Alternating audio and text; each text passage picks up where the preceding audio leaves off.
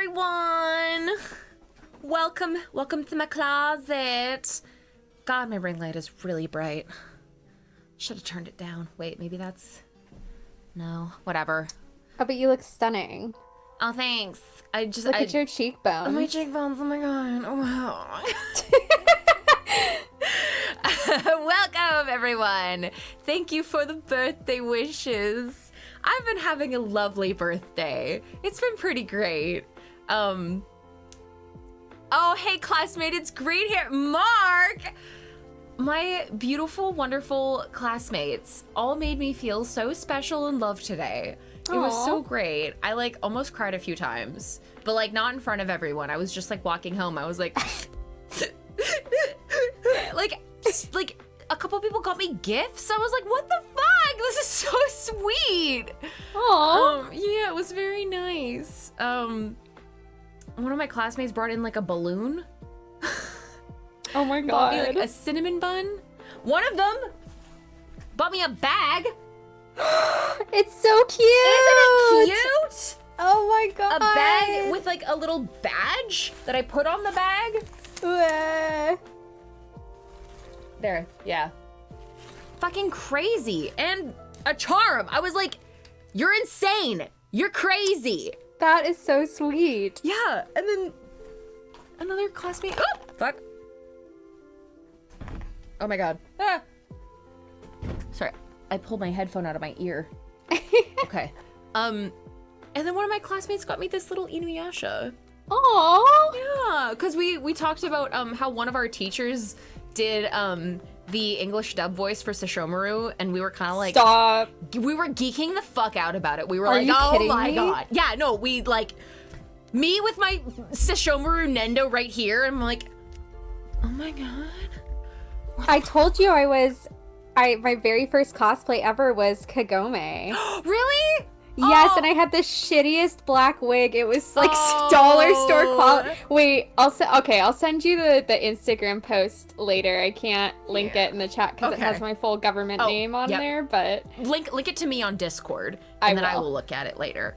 Yeah, and then our commercial teacher was Sota, because they did the dubbing here, so. that's crazy. I know, it's so fucking crazy. I was like, holy shit! But yeah, and then I also have to show, first of all, this Lang on the stream is Grovey. Grovey did this a while ago because we were talking about Lang as a Sonic character, and then they fucking brought it back around today and found a picture of Mana Oh to my put on his God. shirt.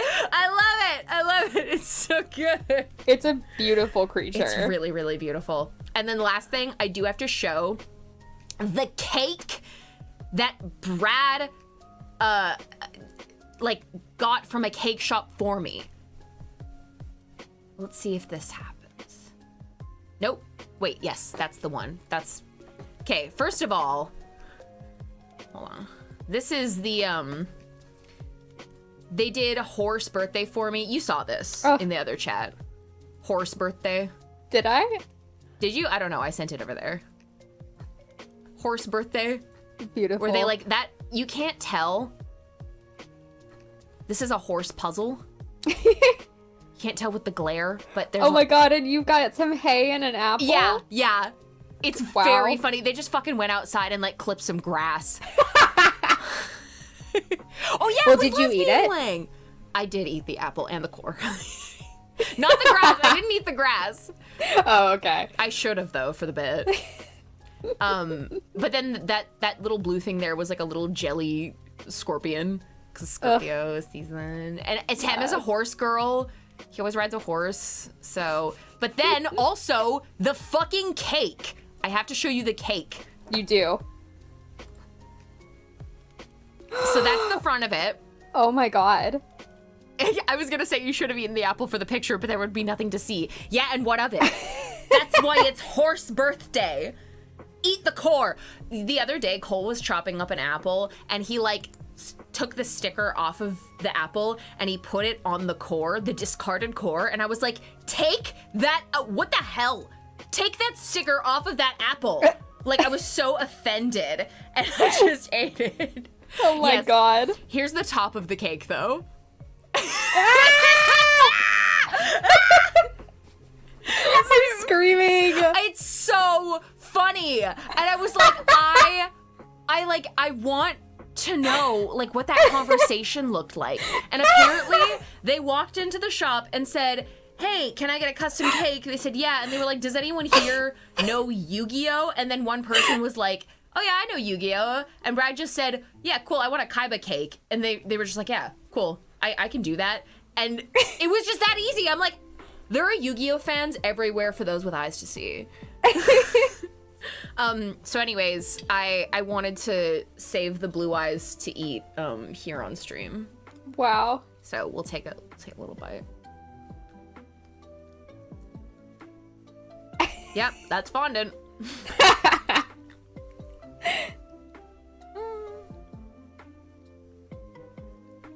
That sure is fondant. It's actually...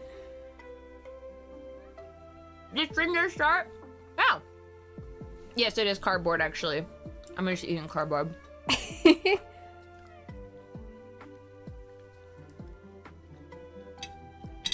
For someone who eats apple cores, I'm not shocked. Shut up!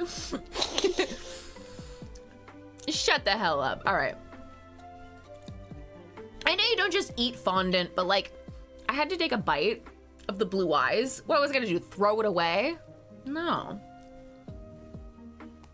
It's actually not bad. You would say that. Shut up. Yeah. You remember the Nara meets some cakes I bit into? I bit into his butt. Out of rage. I'm gonna turn this fucking ring light down. Oh my god. I feel like I'm getting blown out to fuck.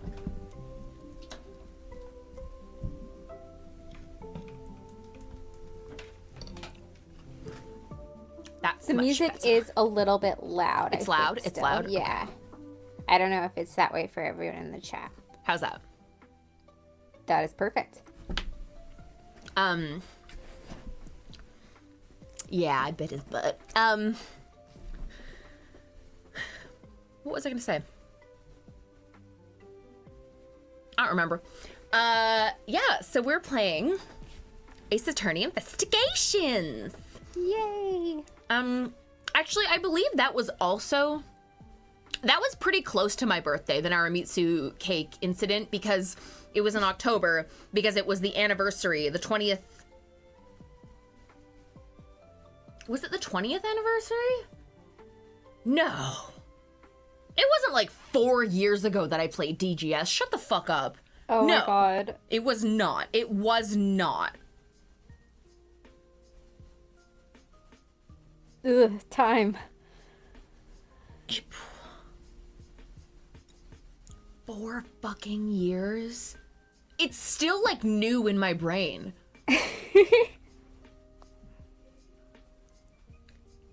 That's fucked. That's fucked. All right. Goodbye, Lang. The thing about, like, time is that, yes, the past 4 years have felt like a long time comparatively, just because, like, I've moved and so much has, like, happened. Mm-hmm. However, it does not feel like 4 years since I played Ace Attorney for the first time, because the first time I played Ace Attorney, it was imprinted into my brain permanently. Exactly. And it's like, how have I not just always been here? It's a core part of my being now. Exactly. We're almost at the 25th anniversary. That's next year, right?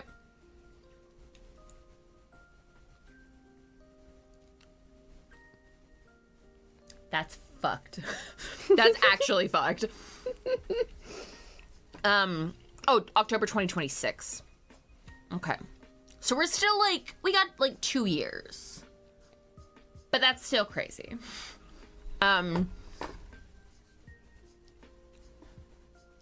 Okay, Callisto U time. Let's... Yes. We're done with... Where the fuck did the music go? We're done with this music. And we're here. Okay, now that's super loud. It's super loud? Yeah. How's that? Much better. Okay. Now, it's so Tony, weird. Oh, yes? would you like to be Edgeworth, like, what do we want to do because Jay That's a is good not question. here? I think I will be Edgeworth because it's going to be a lot of back and forth between Callisto and Edgeworth. Absolutely. This is going to be a showdown between you and me. Beautiful. I'm so excited. Okay. Callisto, you time. The truth behind the KG8 incident. Yeah, I've been into AA since I was like 12, so it's been 15 years. Yes, Ace Attorney becomes a part of you. You're trapped. I'm okay with being trapped. Yeah. Now here's a question for you. Who would you like to be? Oh gosh. Besides Don't Callisto. put no. It's your birthday, so obviously I'm pushing this responsibility on you instead of stepping up to the challenge. I don't know. I mean, you already took Gumshoe last time, so I'll let you keep Gumshoe. Absolutely. But Okay. you have to be Kay I will and be Baby Francisca. K. Okay. So I can be bad if you want me to be. Okay. Okay. Should we be bad? Let's be bad. Okay. September 10th, 5:45 p.m. District Court, Defendant Lobby number 1. What is this incredibly overpowering sweet scent? Sorry. Ach, Laura, why do you have such small breasts? Sorry, I have to get into it. Ach, Miles Edgeworth, it smells like flowers. Uncle Bad! Is this it? Isn't that Detective Bad and Kay over there? It looks like she managed to escape the bailiff. Yes, that's my springboard. Don't judge me. It's a good springboard. It gets me there. I'm so sorry, Tony. Can you turn the game down one Yes. notch? Just one notch. Absolutely. I had to change it for when I was playing Still Wakes the Deep, and that game was Oh, how incredibly was that? quiet. Were you scared? It was like, I wish there were more moments in the gameplay where I was like genuinely panicked, because I found the actual getting away from the monster to be quite easy. Oh, But interesting. they did have the monsters entering the vents sometimes. I wish they entered them more, but it was good. The story was great. I liked it. Nice. Yeah. Oh, thank you, Martina. I'm having a lovely birthday. But yeah, she managed to escape the bailiff. No, that's not quite it. Too bad. But it's so pretty. I think you're still a bit too young to be wearing that. But since you found it, I guess I can let you keep it. Thanks. I'll treasure it always. Sorry, I can't get my voice as deep as your beautiful bad voice. That's okay. That's all right. Those two seem to get along rather well. Oh, here. I've got something else for you. Yay! Thank you, Uncle Bad. God.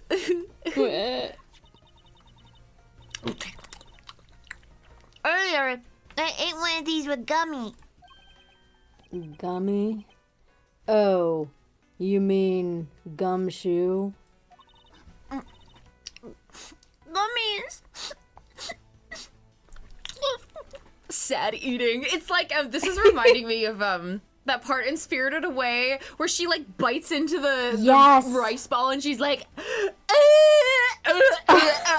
so every time I watch that, it makes me cry. That was the first Studio Ghibli movie I ever watched. Me too. And I was like, I had my mind blown, and I was watching it on like a VHS tape on this like tiny, heavy TV that you plugged into like the lighter The in a CRT car. TV. And I was like, whoa, that shit was crazy. Yeah. And then I cried. Yes. He was trying to be nice to me because I was gonna get in trouble. I got in trouble because he lied to protect me. Oh, me.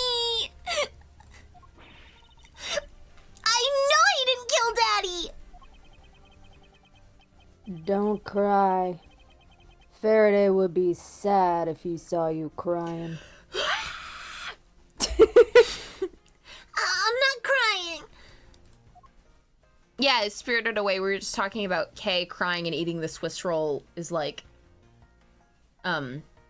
Chihiro, eating the rice ball and crying. Oh, ah! Did I just get hot sauce in my eye? Oh no! I was having chicken earlier, and I washed my hands, but sometimes you just miss a spot. Yeah. You're so strong and brave. Fuck. Oh no! Happy Tony Day! Thanks, Abby. It's gonna be okay. It was just like a little, sometimes it's like a speck, so it's like not too bad, but you're like, oh, that's hot sauce in my eye. Yeah. Oh, shit. Baby K! K. Oh, it's the mister from before, and the lady, too. Don't you think it would be a good idea to go home for the time being? You're not involved in the investigation, so it's for the best if you do. Actually, I'm Uncle Bad's assistant. So I'm related to the investigation. Is that so, Detective Bad? Yeah, I guess. What? You were just scolding us like kids to not mess up the crime scene. And now you let this child run free? Why? People are free to investigate things outside of the actual crime scene. You also had a few things she wanted to look into. Got a problem with that? I love how you can kind of see like little fangs on her. Oh, Mark, thanks for dropping a follow. I don't have a problem with that, but I am curious as to what Miss Yu is looking into. Uncle Bad, I'm gonna go look somewhere else now, okay? Alright. I'm counting on you. Oh, that's right. Hey, mister. Yes, what is it? There's lots of good dialogue options around outside this room, too. I'm making my list. Thank you. I know Gummy, it really isn't the bad guy. I mean it. So please, find the real bad guy, okay? I won't forgive whoever did this. The fact that he has that thought after he's talking to Kay, who he just literally last time he reminisced so much about how he feels a deep connection and a bond with this child, and he's like, I won't forgive whoever did the same thing to her as what happened to me, and like, go crazy, go stupid. But in the absence of the perfect piece of testimony and evidence, there is no one else who could be the true culprit other than Detective Gumshoe. She wandered off while I was pondering. I believe she does that all the time.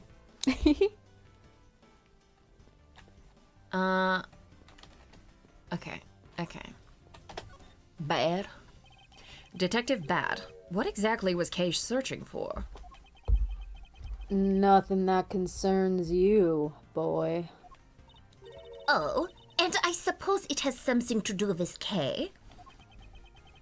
It does, because she's Faraday's daughter. Anyway, hurry up and get to the point. I don't have time to waste. It sounds like he'd rather be left alone. I have something I'd like to confirm with you once again. I don't have anything to say to you. Be that as it may, we still have questions that we need answers to. See, Edgeworth does stuff that makes me like him, like being protective of Kay, and then he describes staring off into space thinking... He describes staring off into space thinking as pondering, and I remember I want to dropkick him. That's the only way to be about Edgeworth. Yeah. Also, I think that the reason that Bad talks so slow is because he's putting all of his effort into not punching Edgeworth in the face. Yes, exactly. There's always, like, he's always talking slow because there's always someone he wants to punch in the face. Like in the case in Investigations 2, it's Von Karma. Yes. Now then, first of all, what is the overpowering smell that is permeating this room? Okay, thank you for the list, Grace. You have to check these before you finish talking to Bad. Okay. Upon entering this room, I thought I was going to suffocate. It's like walking into a Hollister. It's that ultra-strong perfume you wears. She spilled some of it. I was having a bad time of it myself. I didn't think twice and opened the window, but that smell's still here. Perfume, huh? So the sweet scent in the air is perfume. Well, it's giving off quite a stench. I bet it's some cheap, no-name brand. She said it's a famous brand from overseas. I never caught it on my first playthrough, but it finally occurred to me now that he talks slow because of the sucker. And he has no problem talking faster when he takes it out. Oh my god, I actually didn't. He's just shifting it around in his mouth. Awful audio experience. It's a knockoff. Yes, definitely a knockoff. No disrespect, but she forced one of those bottles on me. Here, little girl, you can have it.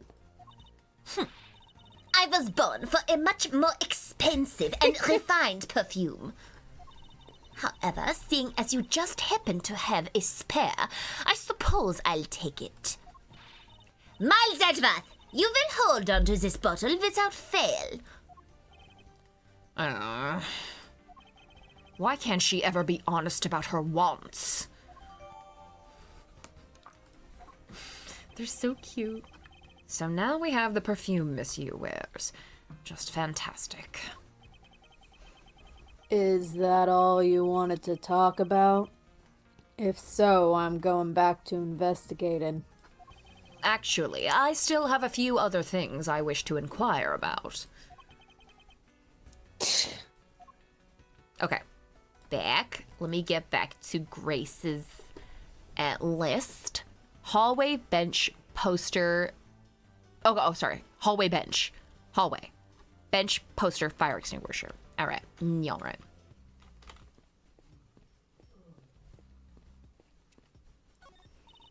Little brother to hold sister stuff. The bench is covered with ants. The janitor is going to have a tough time with this. It would appear they're coming in through the open window up there. Yes! The ant slide! Ant slide! Okay. Ants are unusual creatures. We can learn so much from their diligence and zeal.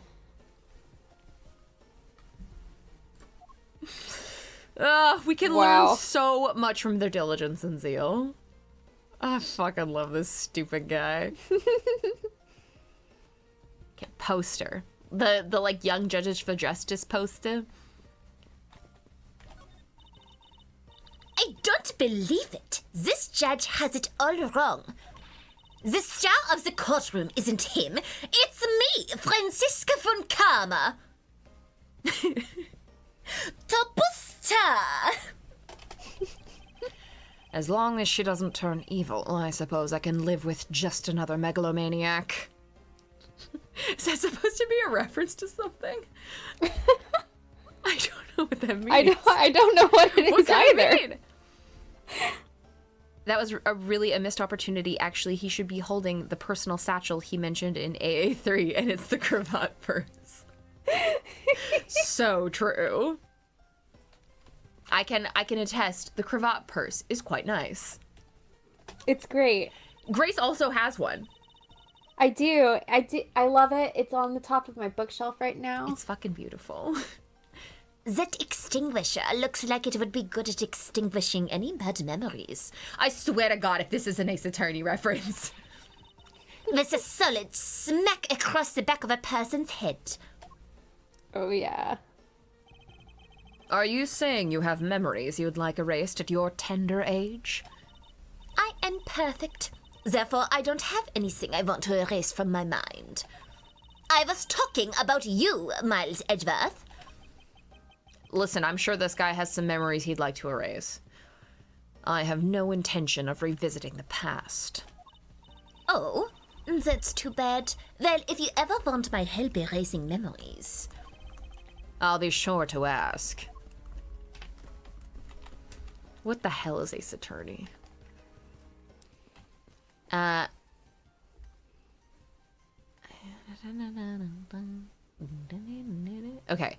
And then outside, defendant lobby number 2 has the open window for another short joke, and Callisto is there. Love. That's the open window.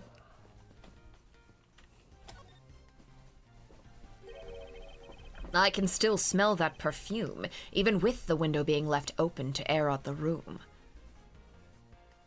Yeah, is this her freak way of showing concern for him? Like, Hey, let's erase our trauma. Are you sure they didn't just forget to close the window, Miles? yes, well, I hadn't thought of that. I'm in lobby 1. Oh, God. I'm in lobby 1. Oh, I'm in lobby 1. Ah! You've still got a long way to go if you think you can best me, Miles Edgeworth. Oh, hi, Luke. Thank you. Lucas is the one that got me the, where did he go? I just had him. Inuyasha. Thank you, Lucas. So cute. Oh, hello. Hi.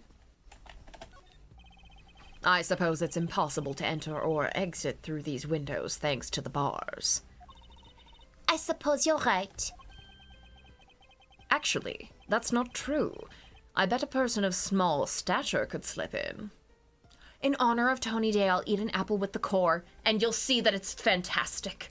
You'll see. You'll all see! Cyanide. Yummy. It's delicious. It's actually delicious. I really like the taste of the seeds. It's not bad, okay? Francisca, would you care to help me test my theory? Ugh! Drat, I must remember to be more tactful around the vertically challenged. Yay! Yay. Let's talk to you. What is it, Edgeworth? Nothing in particular. However, He says. I do eat the seeds, because what am I going to do? Fucking sit there and pluck them out? No.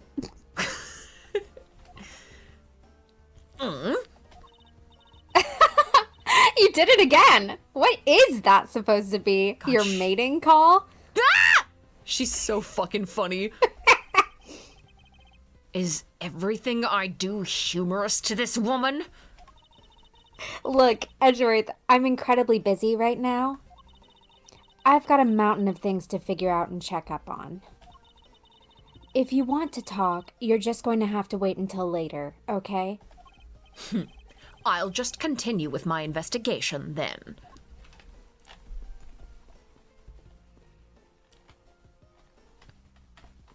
Oh my god, wait. Whoa! Was it always like this where you could hold shift to run? Whoa! I've the never seen that before. Oh my god! You can hold shift to run! Come on, Francisca, it's cardio. Was it always like that? Did they have that in the emulator? I feel crazy. I don't know. I don't remember it. I don't think they did. Was it always... Wow. Wow, this is crazy. Look at him doing his little brisk, gay little jog. You could always run. Well,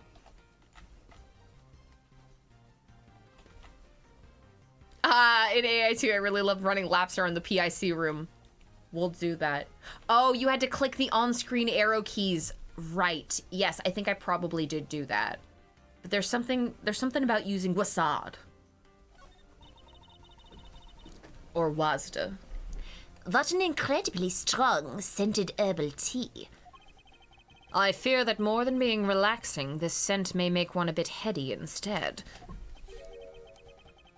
You put in a special request for that. No wonder she's so violent if she's been drinking this stuff the whole time. Neither woman should be allowed to comment on this particular topic. Ever. God forbid women talk about anything, Miles Edgeworth. Miles Edgeworth misogyny moment? Literally. This decorative plant's leaves are shinier than the ones on the plant in lobby number 2. That's probably because it's next to the windows, where it's easier to photosynthesize. What a word to say in a German accent. Photosynthesize. You may be right. Plus, the curtains are always drawn in lobby number 2. Abby, that's because your heart isn't open enough. You're not hearing the, like, of a horse next to you, okay? You're not with your brothers and sisters in the fields. You have to be there. Hi, Flippity Flop. Ordering burger. What kind? And where? Try it more. Thank you. The caretakers of this courthouse don't think enough about the plants, do they? That's because they're the courthouse's caretakers, not a bunch of botanists.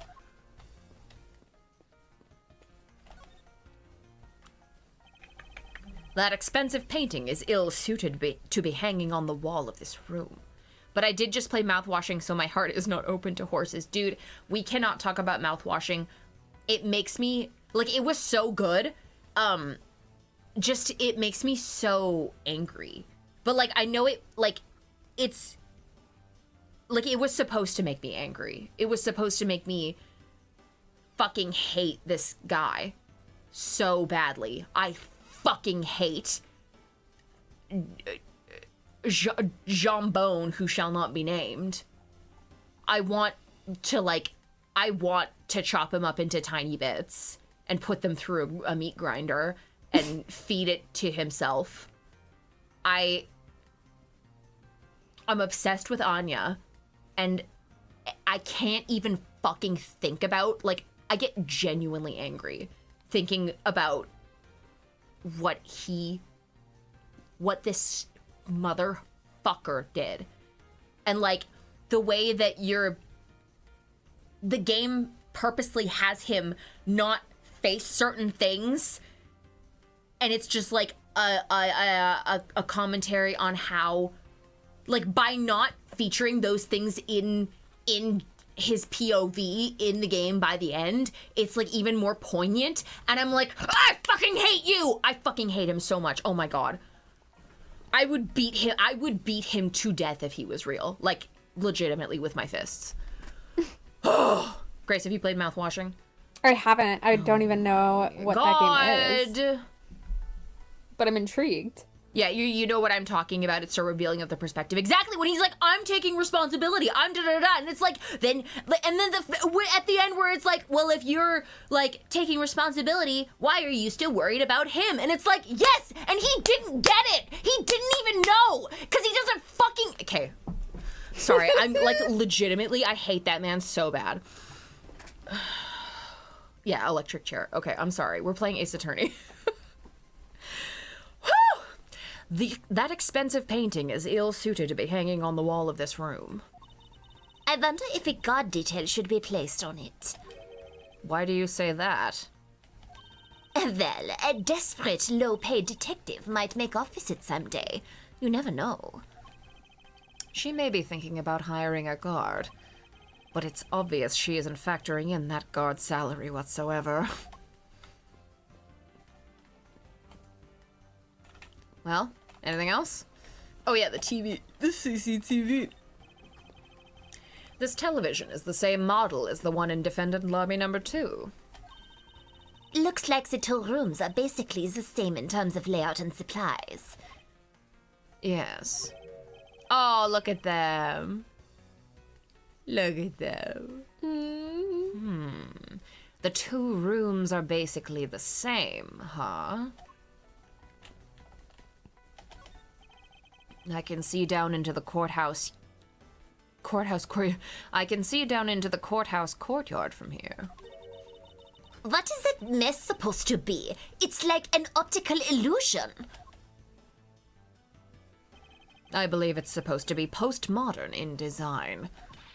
More like thoughtlessness in design. They're both. She's tapping her foot and he's tapping his finger to Mimir. Well, I can't disagree there. Okay, I think we got everything in this room.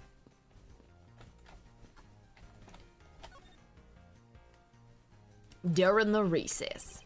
So you were in this room the entire recess. Like I said, I made a call to the precinct to get that big lug down here. But other than that, I was waiting for the recess to end in here. At least your story is consistent. Earlier you stated that you were in this lobby with Ms. Yu. Presenting the Swiss roll to bad is good. Is it bad or good, Grace? I just don't know. Sorry, that was stupid. Yeah, I ran into her in the hallway. She said she wanted to talk to me about something, so we came in here.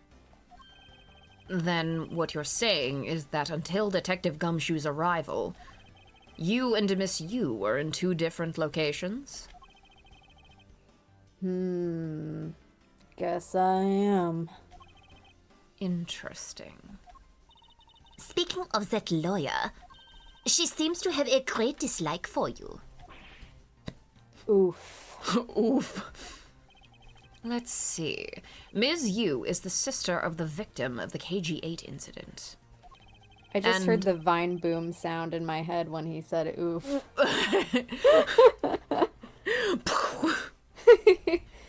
And as I recall, Detective Bad was the lead detective on the case. I wonder if the reason for her disdain isn't simply because you failed to guard Cece, but because you were the lead detective on the case.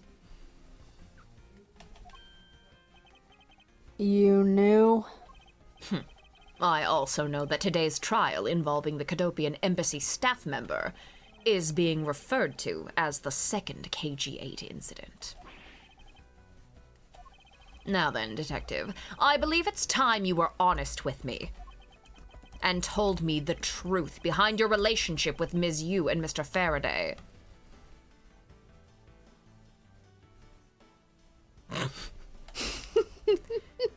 Well, Edgeworth learns about polycules.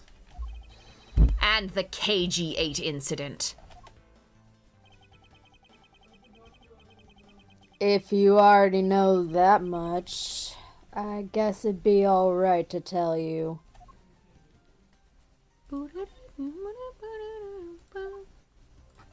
Check it out. That snack has quite a history attached to it for me. I'm not sure I follow. Our recently departed Faraday, I'm sorry, I opened the chat box and I don't know how to close it. Loved the courthouse special Swiss rolls. And his daughter, Kay, also seems to have taken a liking to him. The 3 of us used to sit around eating them together.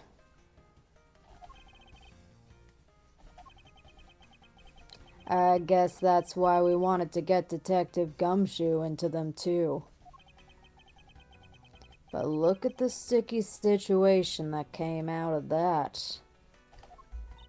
Actually, the biggest reason for the sticky situation we find ourselves in are the absolute poverty of that scrapface and his unnecessary soft-heartedness.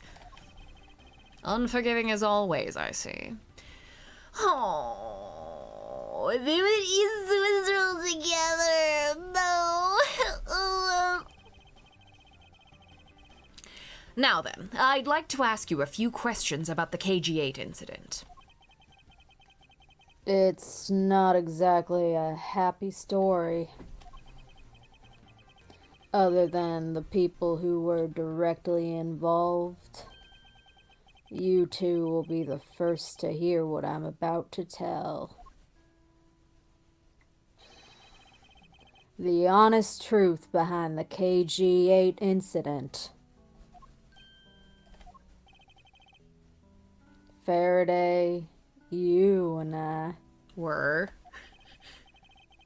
as you already know, we three. Well, have you ever heard of this thing called a thruple? We three were involved with the KG-8 incident. You could have just stopped at involved. Yeah, we three were involved, if you know what I mean. Faraday and I, we were originally on the trail of a smuggling ring. You mean the smuggling case involving one of the Amano Group's secretaries? It's not exactly a happy story. Yeah, 90% of games. I mean, would we play happy ones? I guess I would. That trial was just a front. A facade? Yeah, but the case became tainted. All because the witness who was going to testify about the Amano Group's ties to the smuggling ring, CCU, was killed. After your father died, I was in a bad place, so I rebounded into a toxic throuple. It's not that hard to understand. Literally, if you know, you know. The girls that get it, the girls that girl like weren't.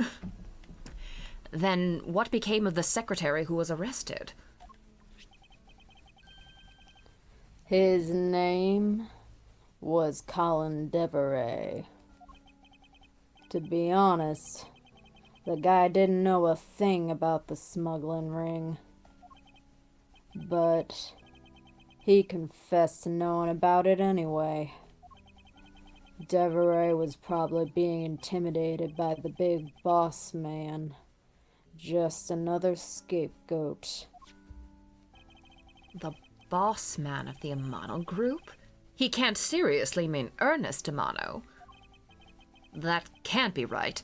It's probably just Detective Bad's personal hypothesis. What is he trying to do, suspecting Mr. Amano of being involved with smuggling? Oh, thank you, Nightpool. I did it all by myself today. I set up Video Ninja, and Grace didn't have any problems besides when I forgot to open Voice Meter, but then I remembered, and it was all good, and I did it. Oh, no, that's okay. Fell into a target fugue state. Yeah, no, that's fair enough. We don't have target here, so How long were you there? She texted the group chat at like 3 p.m. and then... I can't hear anything you're saying. I'm still watching Quest ads. Like Quest bars, I buy those all the time. Those are delicious. I need their protein.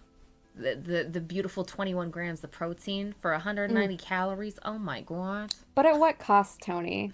Do they taste good? Yeah, they're good. Quest bars? Have you not had a Quest bar?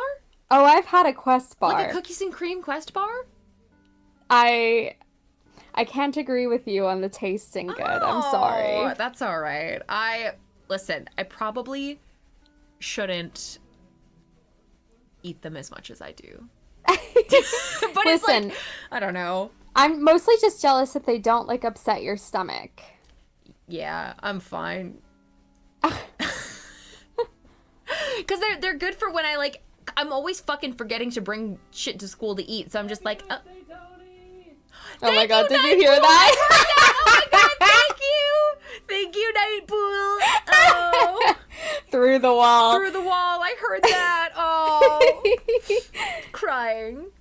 That was so cute. Oh, thank you, Flippity Flop, for the birthday wish as well. Yeah, Phoenix Voice, are they paying you for this? Hey, Quest, if you want to sponsor me, I'll shill your product. I love Quest bars. Where have we gone? We've gone to Quest. Anyways, yeah. What was I saying? Oh yeah, I love Target. We don't have any Targets here. I mean, I just kicked something over under my desk. Uh-oh. It's fine. I mean, like, I love going into Target. Every time I go into like a store, I feel guilty for buying anything. Mm-hmm. So I don't really buy a lot of stuff. I just when I was in California, I kept making. I just kicked a Nightpool. I just kept making Jet take me to Target so I could look around. Yeah, that wasn't Grace's mic. That was Nightpool in my walls. With Mana. Okay. Anyways, he's trying to suggest Mr. Amano was involved in smuggling. I suppose it would have been quite difficult to secure an acquittal after he confessed. But the man who killed CCU, Manny Cochin, was a completely different person. But since he's already been acquitted once of her murder, Mr. Faraday, how could you have let him go? If I remember correctly, I heard that Mr. Faraday had an important piece of evidence stolen from him. That wasn't Faraday's fault. It was mine. I wasn't vigilant enough. Faraday, Cece, I was supposed to protect them both. Ms. Yu did mention that as well. About how Detective Bad was supposed to guard her sister. But even I, who was supposed to protect them, I fell into their trap. What kind of a trap? The holes in this jacket are a testament to that trap. You mean you were fired upon? Shut the fuck up. Shut the fuck up! I You hate him were so much. fired upon? Fuck. God damn it. You were shot at that many times in one gunfight? No. Only about half of these are from that case. But the reason I continue to wear this jacket is to remind myself of the lessons I learned from the KG8 incident. I see. I couldn't protect CCU, and the suspect was found not guilty. We had hit a brick wall as far as the law was concerned. And that's when she came to the courtroom, the victim's sister. That's when I first met Callisto Yu. About when you first met Ms. Yu. It was on the day the verdict of the It was on the day the verdict of the KG8 incident was handed down, was it not? Yes. Faraday and we apologized to her from the bottom of our hearts. It was all we could do. But just saying you're sorry won't bring my sister back, she said. And then she gave me a hard slap across the face. Well, She certainly had a lot of self-control to stop it just a slap. If it was me, not even 100 lashes would have been punishment enough. That's why in AA2, when she comes to kick Phoenix's ass, It's because of Edgeworth. Because she was like, you killed my little brother! I can hear Nightpool. Nightpool! Yeah, if your sibling died, Francisca.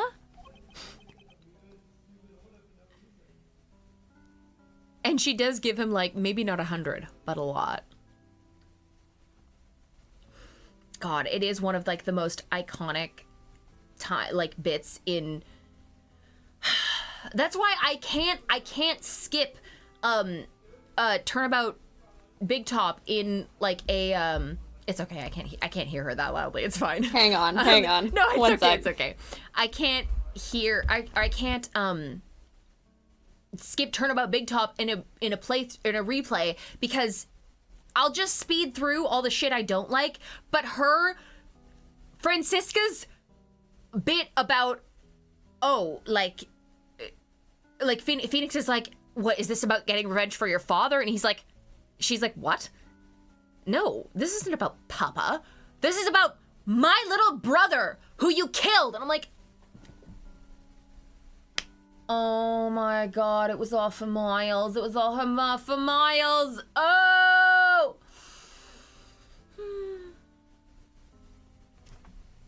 I guess we wait for Grace to give it. It's so fucking Sorry, I'm crazy. back. I'm That's back. okay. I just had to let Nightpool know. I'm No, not, I feel bad. No, it's okay. I feel bad for making Nightpool not talk in her own house. It's no one's fault. It's the fault of these walls, which That's fair enough. are somehow thin despite this house being built in like fucking 1914 or something. I mean, I have found that because my house was built in 1911, and the sound transfer is atrocious. So Can I give a very nerdy answer to that? yeah. Okay, so what I know from work is that modern fire codes require like pockets of air between retaining walls, so that like it's to prevent fires, but it also prevents like noise transfer as well, because there isn't there's like a gap of space between like walls, so like the sound transfers less because it's not just going through like one layer of walls or something. I don't know. That makes sense. And that it makes it harder for like the house to completely catch fire. Yeah. Yeah. That makes sense. It's okay, Nightpool. It's totally It's literally I know, I feel so bad. fine. I didn't. It's just funny. It's just funny being able to hear you. Yes, the big problem is our door. Yes.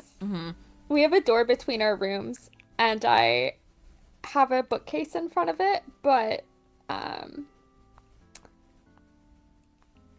don't know how much it helps. Yeah, Cole's room is kind of, it's like half below mine, so he can definitely hear Mana running around when she's supposed to be going to sleep. The delightful patter of kitty feet. Ugh. She sounds like a horse, honestly. she's like 7 pounds, but she's like, brum, brum, brum. She's putting all of her weight into each step. She really is. Okay. We're Sorry. locking in. I suppose not. You said it herself, that she never wanted to see either of us ever again. But after that, you've seen her many times over, correct? Yeah. Faraday and I, even after the KG8 incident had come to a close. She did a bad job of never seeing them again. We continued to hunt down the smuggling ring and got involved in a variety of cases. Girls will be like, I never want to see you again, and then get involved in a polycule with them. That's so Han Soo Young of her. This is the most toxic if this was a polycule, it's the most toxic polycule ever to exist. Well, I shouldn't say that. Yeah, there's quite a few toxic polycules. Cole finished all of Orv. I don't know how. Oh my god, congrats to Cole. Okay, he's either finished or like a chapter away from being finished, but like it's amazing to me because I have been reading Orv for like over a year.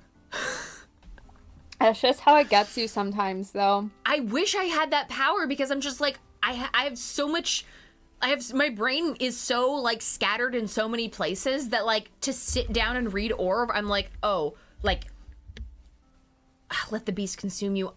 I'm trying. The thing is, Tony, that you're actually doing things. So the reason I finished Orv in a week was because, well, one, I was hyper fixating on having a crush on Jay. So I was like, I have to read this. And then That's two, beautiful. the restaurant that I worked at was closed like for a week. So all of my shifts, I didn't have any work or anything, but I was also kind of broke at the time. So I was like, well, I can't go out and do things in New York City. Why don't I just read Orv? And then I simply hyper fixated on it because I didn't own a Switch and I wasn't playing video games either. That is so fair.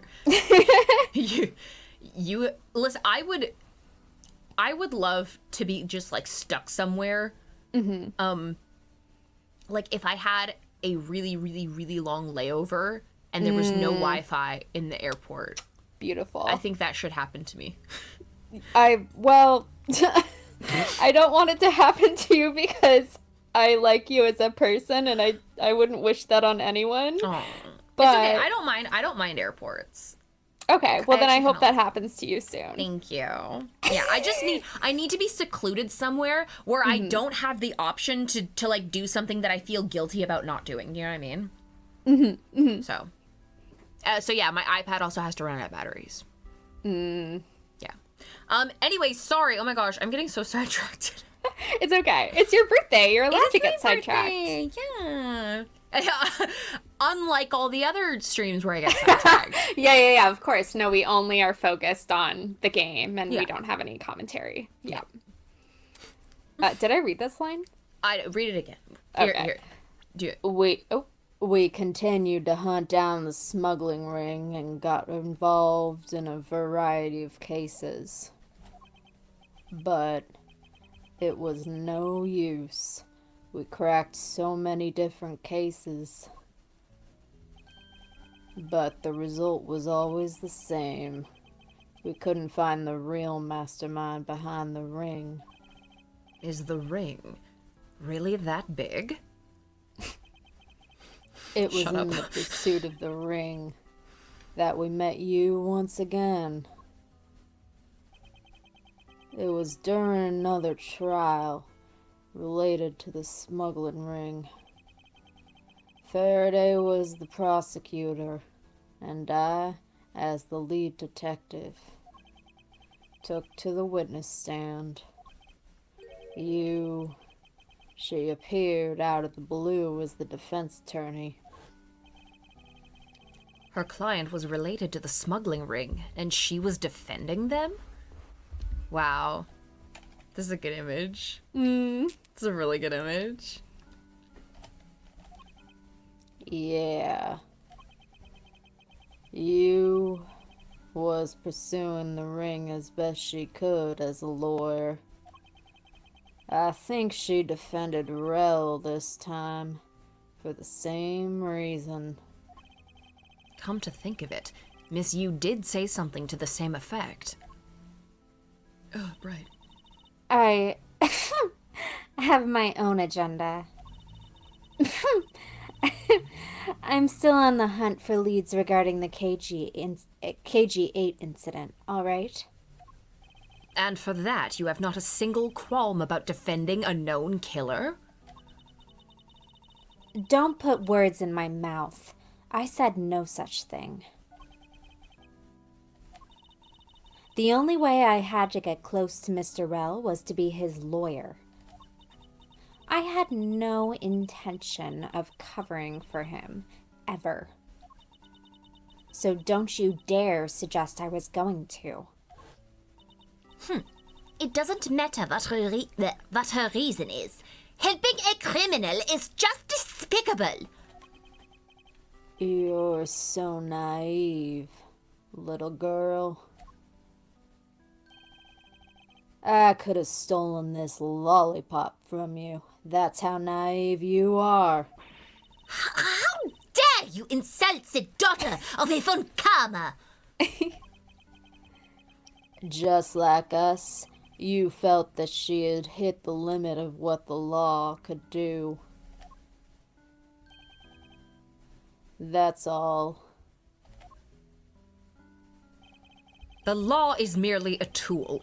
There is no limit to it, only the skill of the craftsman.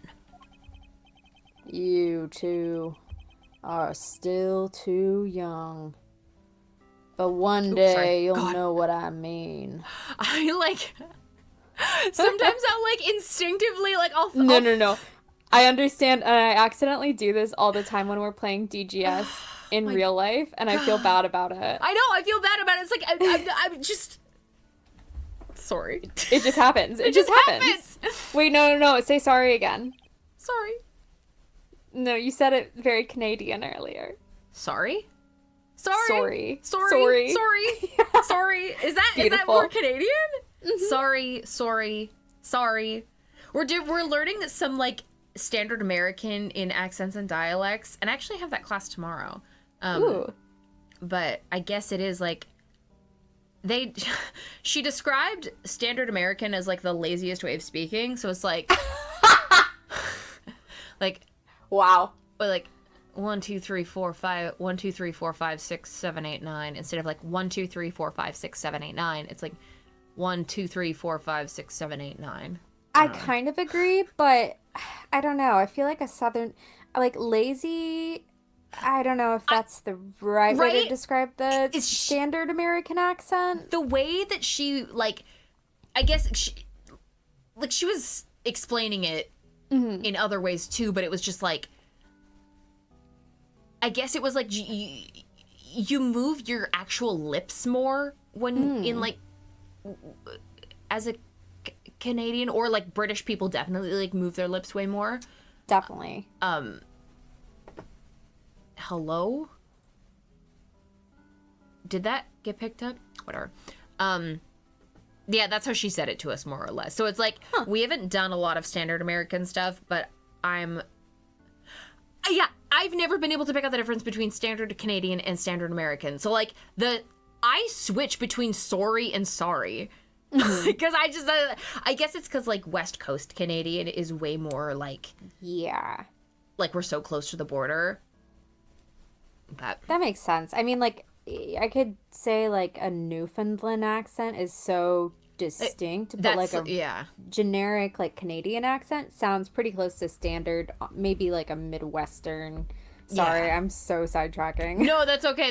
It's my birthday. It's your birthday. But yeah, the Eastern Canada is definitely the aboot. How about that? It was I say about. I don't say about. Enough sidetracking. I'm sorry, but enough. Oh wow, wait, Yeah, that that's is why I literally said the that, bad line. That's why I said that. Honestly, you should screenshot this and put it on the fridge. It's very relevant. Yeah. But enough sidetracking. We'll have this to go back to for whenever we need it. I'll just flash it on the screen. Great. This is what happens when you have two ADHD queens on a stream and no autistic girl. We don't have any autistic girl. Shay, we need your autistic girl swag. But enough sidetracking. Yeah, it's Jet is here with us. What matters is that we met you again in pursuit of the smuggling ring. That's all. So, what was your relation to Mr. Faraday? You even seem to know Kay fairly well. I met him when he was a rookie prosecutor. Known him ever since. And Kay, I've known her since the day she was born. Oh my god, I bet she was such a cute baby. You can't even talk to me about baby Kay. You can't even talk to me about baby Kay. I go ballistic. Fling? Fling? Yeah. I just bet she was so cute. Faraday and I, we've cracked quite a few cases together. But you two seem to have made no progress at all in the Yatagarasu case.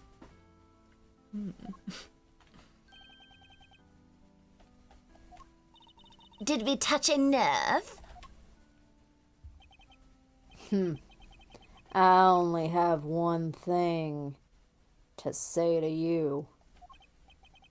No one knew more about the Yatagarasu than me and Faraday. That's why I was called upon to testify in today's trial.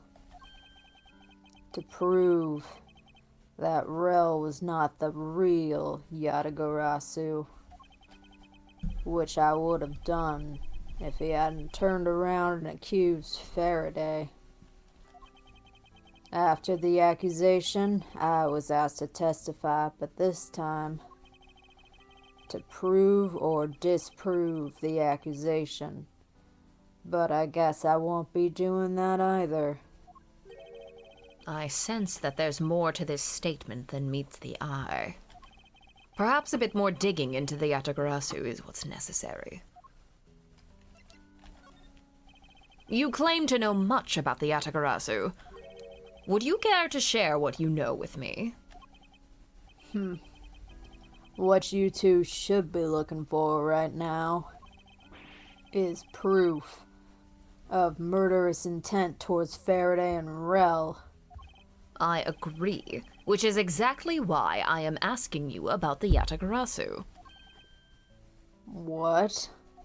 The KG-8 incident and this second KG-8 incident. Both of these cases are tied to the smuggling ring. And in both of these cases, the witness who was to testify about the ring was murdered. However, there is one point in which they differ. And that is the presence or absence of the great thief, Yatagarasu. Mr. Rel claimed to be the Yatagarasu. However, in the middle of the trial, he suddenly declared Mr. Faraday to be the real Yatagarasu. Then, during the recess, they were both killed. Don't you find that to be the least bit odd? Miles Edgeworth, stop beating around the bush and just spit it out already. I believe there must be some reason that the two men suspected of being the Yatagarasu were both killed at the same time. A reason. Huh. And so, in order to catch Mr. Faraday and Mr. Rel's cold-blooded killer, I feel that I need to learn as much as I can about the Yatagarasu. If it will help you solve this case, then I'll tell you. I'll tell you the reason why we've never caught the Yatagarasu. What was that sudden outburst for? You almost made me whip you by accident. No! It still accidentally whipped me anyway. There are three main reasons why the Yatagarasu will always be one step ahead. First, the Yatagarasu always knows the exact location of the target object. Second, the Yatagarasu always knows exactly how to disarm the security system. Third, the Yatagarasu doesn't leave a single shred of evidence behind, ever. I see. So those the Yatagarasu's special traits. Sounds like an incredibly elusive thief. The Yatagarasu has never been caught on tape. Never tries to draw anyone's attention. And would never do something as lowbrow as commit murder. Yeah, it's so lowbrow. He's kind of right. That's how I knew that Rel wasn't the real Yatagarasu right away. But you can't use that sort of logic on its own to prove that he wasn't. Listen, little girl, I'm not done talking yet. What's different about this time was that evidence related to the smuggling ring was sent to the police. And the sender was none other than the one who infiltrated the Kodopian embassy. The Yatagarasu. The Yatagarasu sent the evidence? Until now, the Yatagarasu would always publicize any corrupt dealings through the mass media. But not this time. The evidence this time was something only Faraday and I, and a select few others knew about. In that case, how can you be so sure that it was the Yatagarasu who sent it? That's easy. A special card that only the Yatagarasu uses was attached. That's how I can be so sure. And just what sort of card is it? Here, take a look at this article. Whenever the Yatagarasu wants to publicize something, a white card is sent along with the stolen information. But when we questioned Rel about what was sent along with the right card, Rel had no idea what it was. Esteban, thank you for subscribing. Yay. Oh my goodness, thank you. I just wanted a special badge. So true, so true. There you go. You're a star. Ah, and that's how Detective Bad knew that Mr. Rel was a phony. Thank you very much. I have a much better understanding of the Yatagarasu now.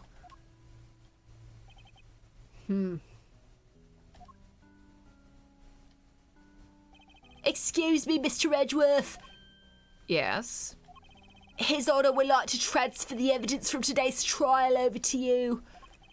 So if you could please head over to the courtroom, it'd be much appreciated, sir. Understood. I'll be there shortly.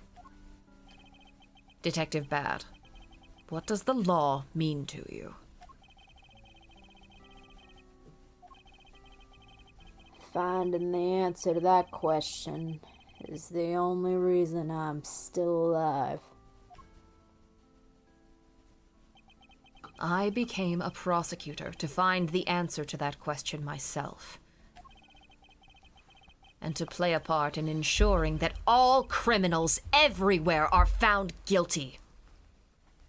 This is something I decided of my own volition with no outside influence. Truly not. I love seeing into his brain and being like, ooh, you're so fucked up. I'm so sorry, Tony. I have to run to the bathroom really quick. That's But I'll okay. be right back. All right. We'll wait for Grace. We'll wait for Grace. How's everyone doing? I still have some blue eyes left.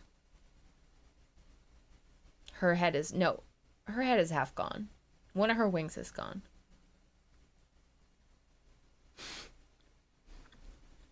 Yeah, he's pretty effed up. Blue eyes white cookie. It's literally just like a slab of sugar. It's not a cookie.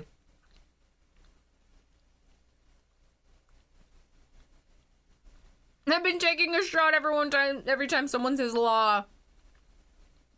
I'm sorry that happened to you.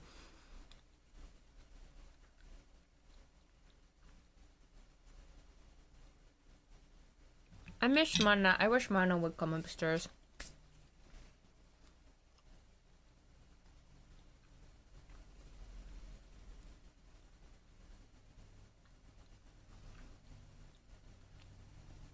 I'm trying to look at things on my desk. See if there's anything fun I can show you. Look at this standee of a Tim. Isn't he beautiful? Isn't he gorgeous? Abby, look at this. Abby, look at a Tim. Abby, now you know him. And you love him. He's beautiful. The most beautiful man in all the Yu-Gi-Oh land. Hello, Pharaoh. The Pharaoh. Mana on call! Jealous! He's my best friend! He's a horse girl. He's just like me. I'm back. Hello. We were just talking about Yu-Gi-Oh! Would you like me to be the judge, or would you... You can be judge if you want. Okay. You want to be a senile old man?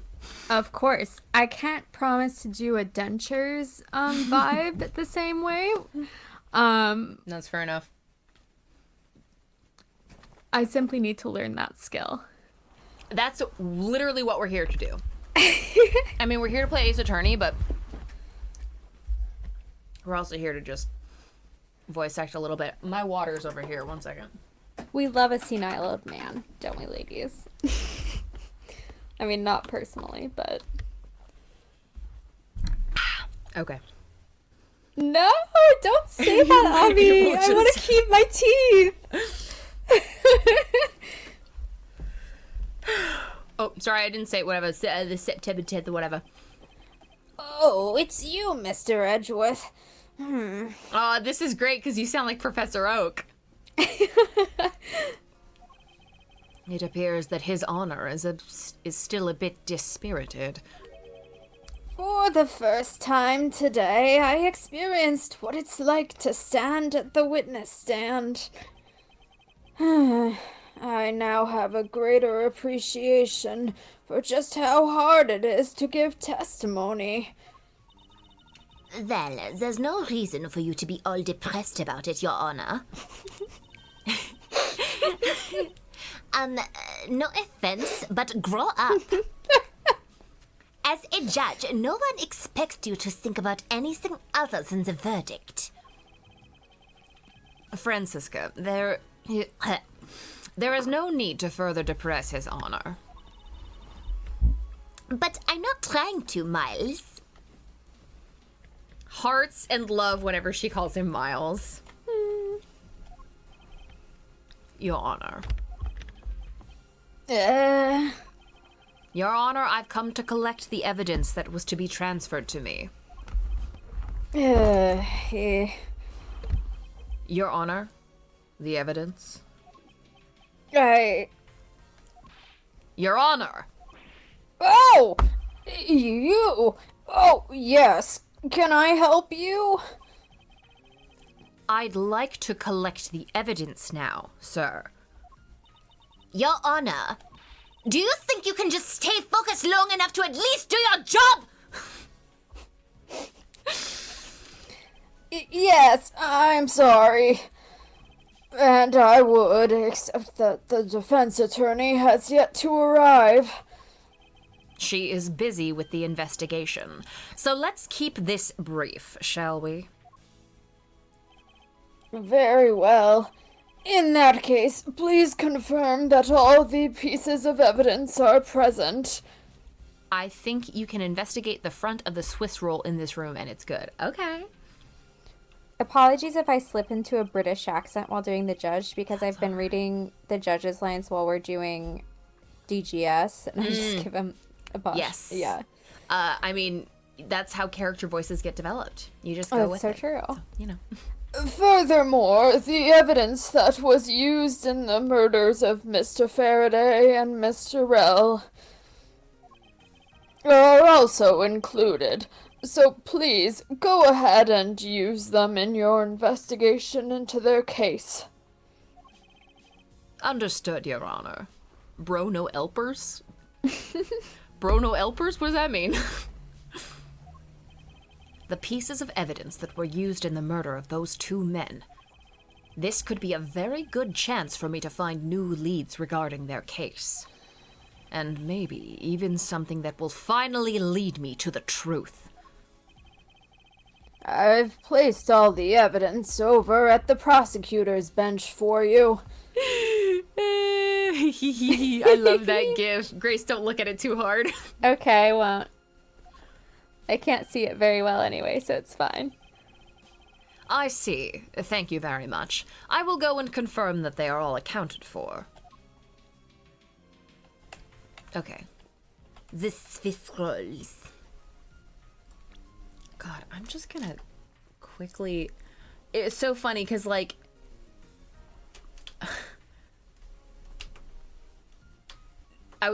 last stream for Still Wakes the Deep, I was trying so hard to, like, turn my brightness up and shit.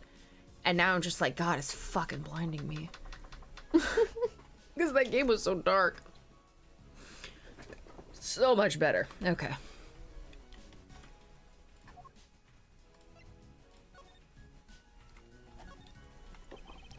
Detective Gumshoe and Kay pooled their money and bought the Swiss rolls together. I suppose they both just wanted a snack that badly. Kay was probably saving this one for her father to cheer him up. Not that I blame her. I know the feeling myself.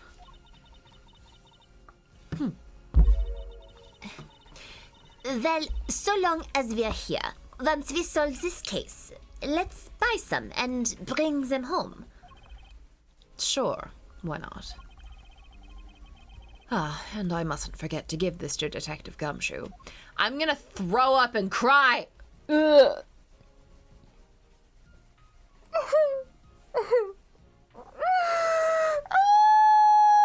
Cause like this, okay.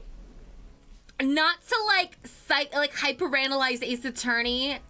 No. This is the hyper-analyzed Ace Attorney safe space. It literally is, because this entire time, Francisca, like, Edgeworth was like, every time he looked at a Swiss roll, she was like, Ugh, whatever, they are so expensive and I don't even have enough money on me. And da-da-da-da-da, and who would want such low-cost, poor people junk food and whatever.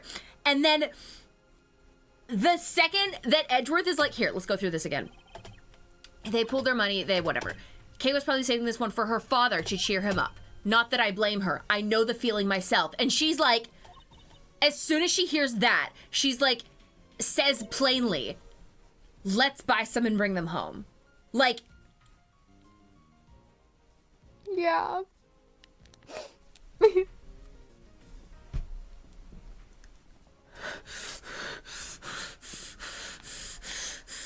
I literally feel sick.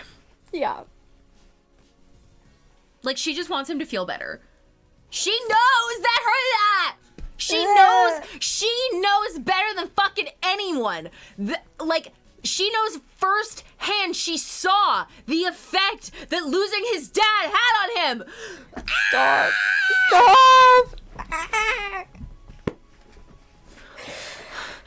Fuck. I hate my stupid life. So pissed off right now. Ugh. Where's the rage meter when you need it? Literally. Yeah, Grovey, seriously, work it in. It's good stuff. Fuck this redacted. Earth, yeah. The normal of an Ace Attorney meter. See, that would simply never go down to green levels is No, the problem. I love you, Francisca. I love you, Francisca. Fuck my stupid buckle life for real. So this is the evidence related to today's Cadopian embassy trial from Mr. Faraday's bag. You mean the evidence bag that was on the table in lobby number 2, right? Yes. Finally, we can now take a look at the evidence itself, and not just data about them. Let's be sure to thoroughly examine them while we have the time. Agreed.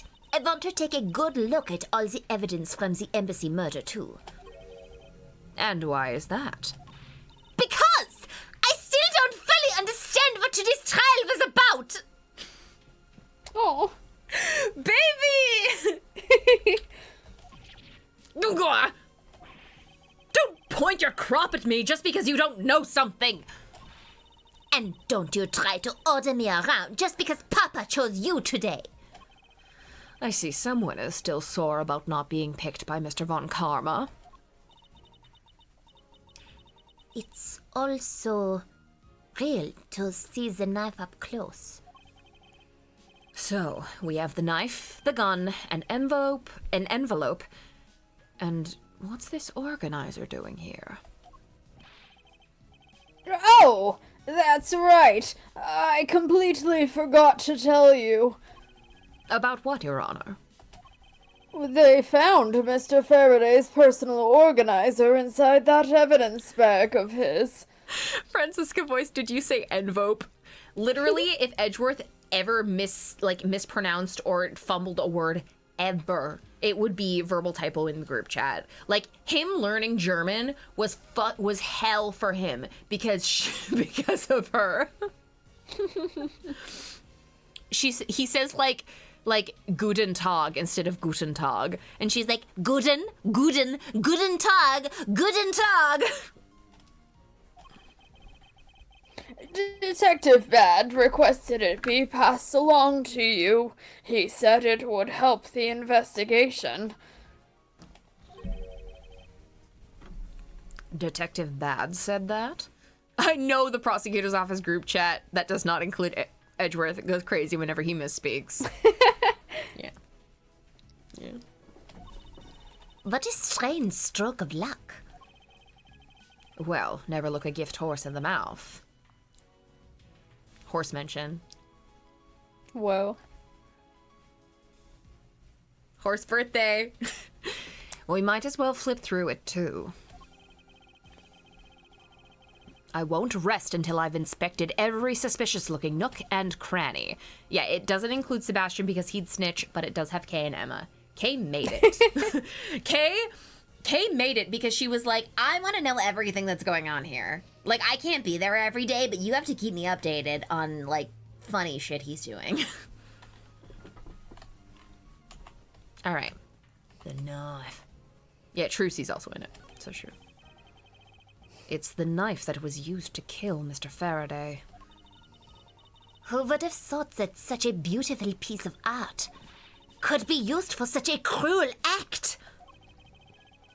And it's never crossed your mind that you use your riding crop for the wrong purpose? Well, she's not going to use it on a horse. That would be awful. Mr. Faraday's organizer. It appears he was in the habit of using it. My compliments. It looks like he wrote his strategy for getting Mr. Rel convicted down in here. Edgeworth does figure out it exists because Kay and Trucy cannot resist making fun of misspeakings that they were not there for.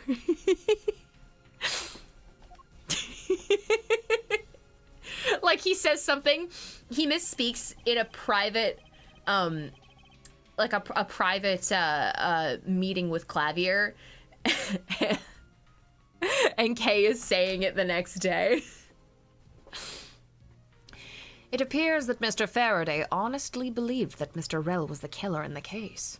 I have collected the evidence I need to prove that Mr. Rel was the killer.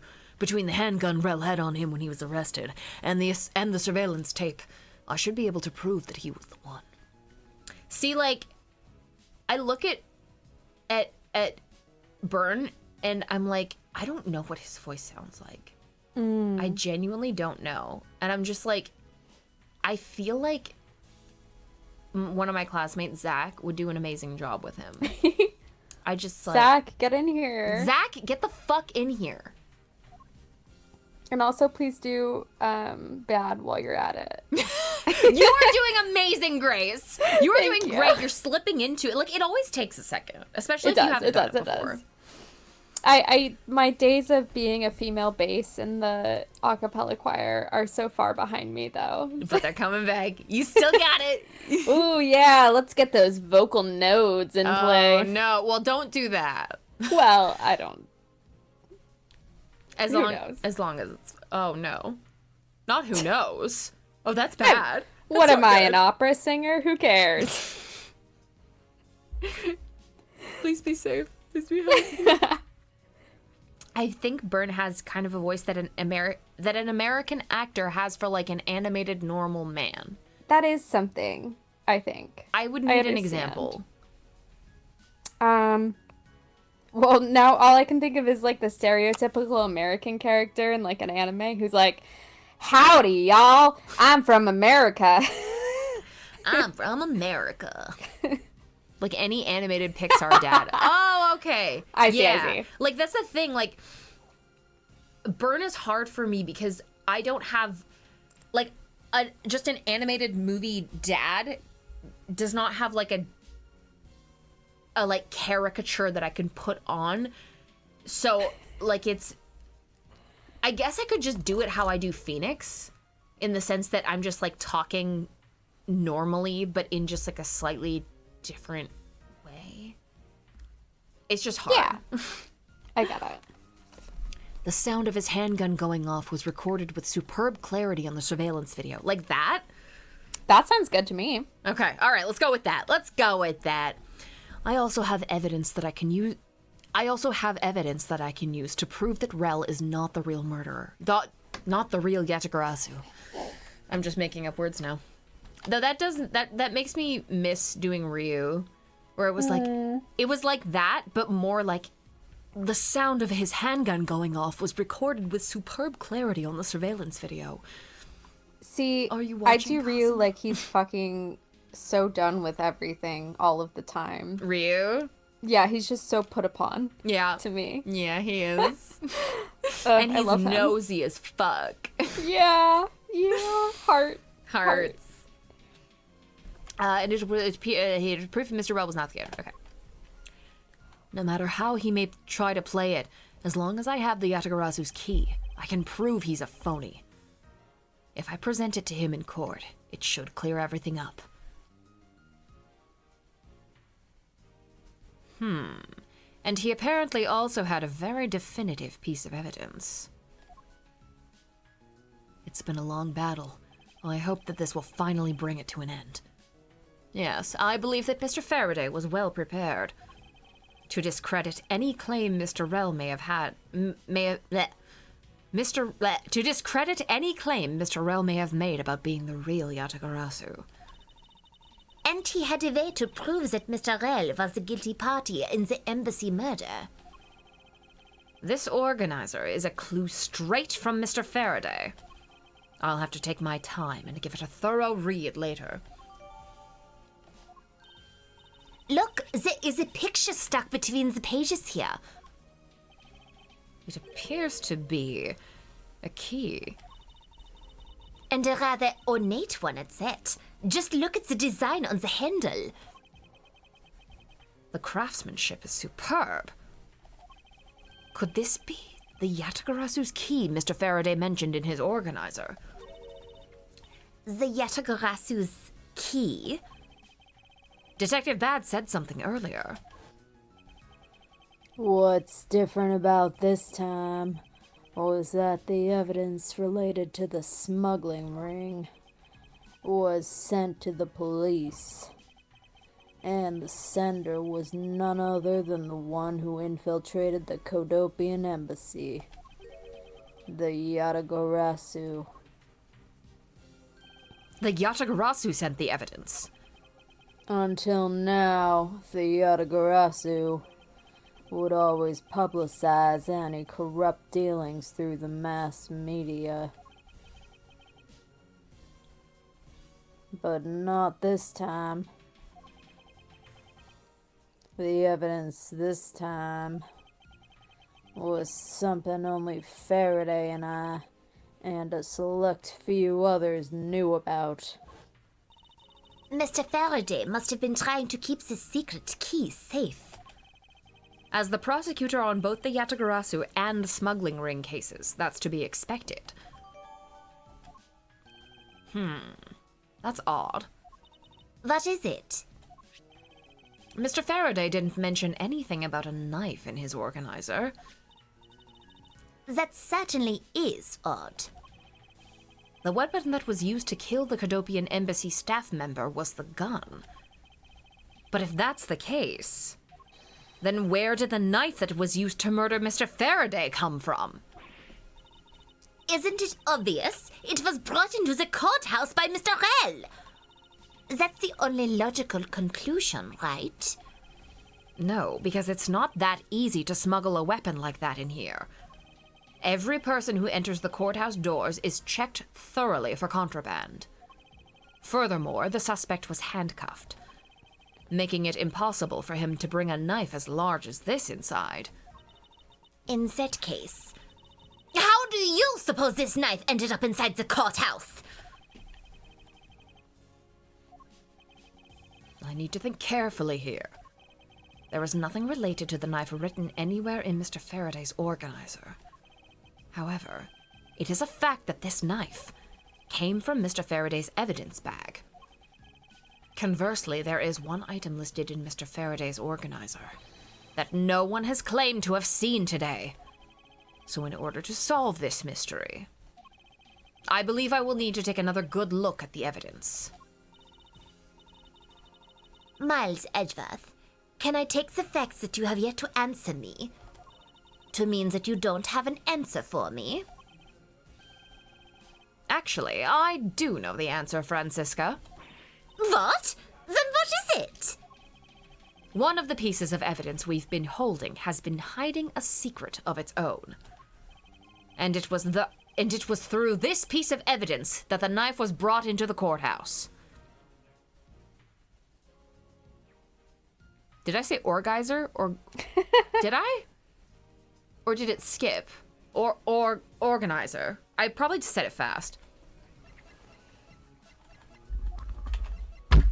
Whoa. You okay? Oh. Huh? Oh, it sounded like you just smacked your mic. Oh, I'm sorry. I was unplugging my computer because I'm moving into my closet for the sound quality. Ah, welcome to my closet. Yes, I am a computer nerd, mouse potato, otaku, and this is where it happens. I have no idea what you're referencing, but I need to know immediately. I have to hold on. I need to see if I can DM it to me. I feel bad. I've already derailed this stream enough. Is this it?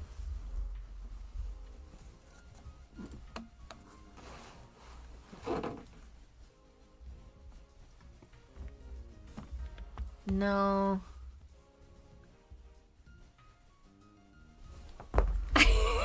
Tony, Sorry. you can do it later. It's okay. Fine. But now I'm just thinking about, yes, I am a computer nerd, mouse potato, otaku, and this is where it happens.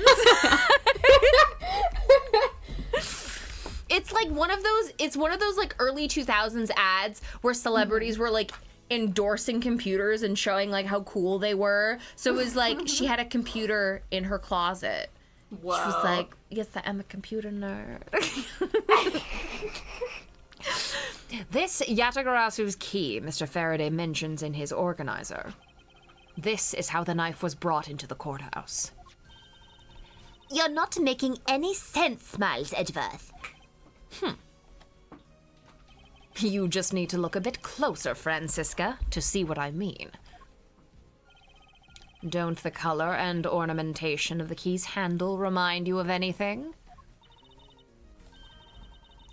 They do remind me of the knife. Very good. Both the Yatagarasu's key in this photo and the murderous knife have this very unique design on their handles. Furthermore, even though Mr. Faraday mentions the Yatagarasu's key, the only object we found at the crime scene was the knife. You don't seriously mean to say... It appears that you've finally caught up. And yes, I do mean to say that these two pieces are, in fact, one and the same. But that's impossible! Even if that is what you believe, we should still investigate this possibility. Now then, let us examine this knife in a little more detail. Blah, blah. It's the weapon that was used to kill Mr. Faraday.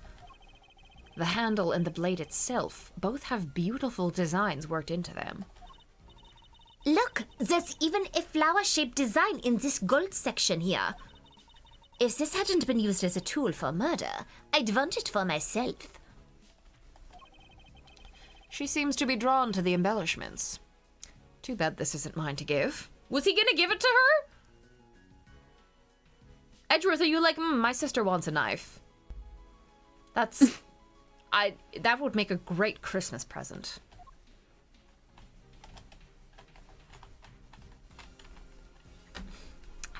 How of fuck do I rotate this? How do I... There. Yeah. Little girls do love knives. There we go. I can't believe it turned into a key! To think there was such a trick to this thing. So the weapon used to kill Mr. Faraday is actually the key the Yatagarasu stole. The older Von Karma sibling got the ancestral sword from the Karuma days, so she deserves her own knife. Exactly!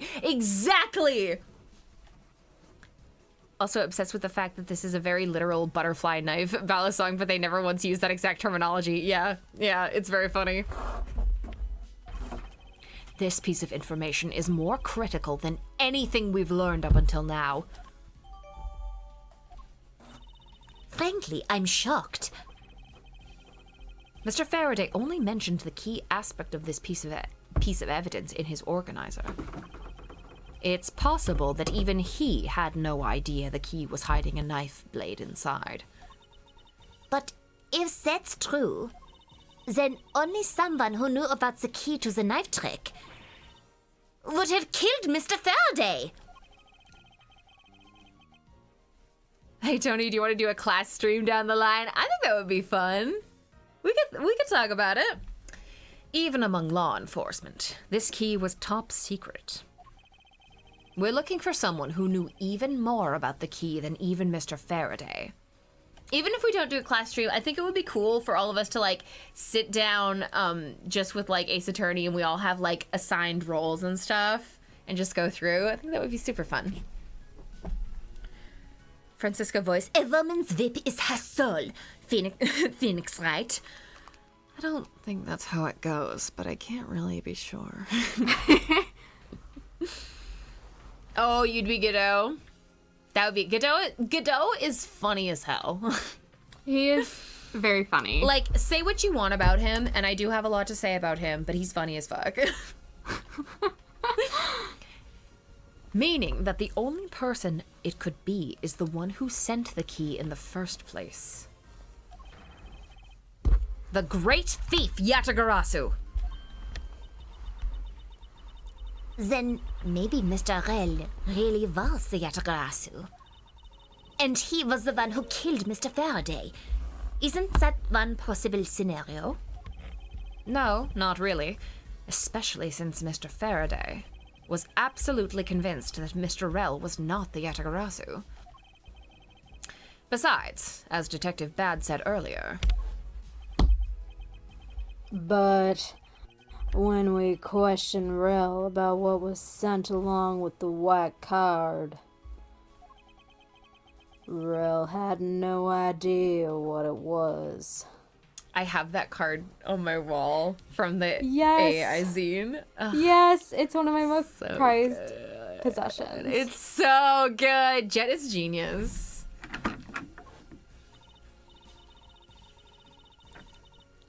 I see. Oh god, I just hit my thing with my water. No.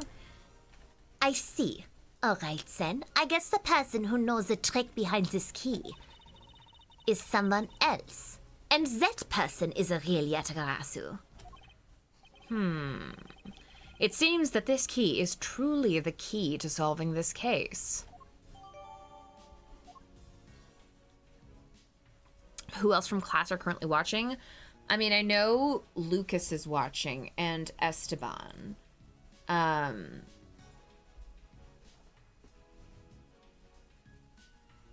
Lucas. Hello, Esteban. Yeah. We got Esteban, Lucas, and Mark, at least. Oh, shout out to everyone who has the AAI zine. You're a real one. Yes. This gun, it was originally used to kill the Cadopian embassy staff member. When the crime was reported, the responding police found Mr. Rell still holding it, which led to his immediate arrest. And then, this gun took the original shooter's life.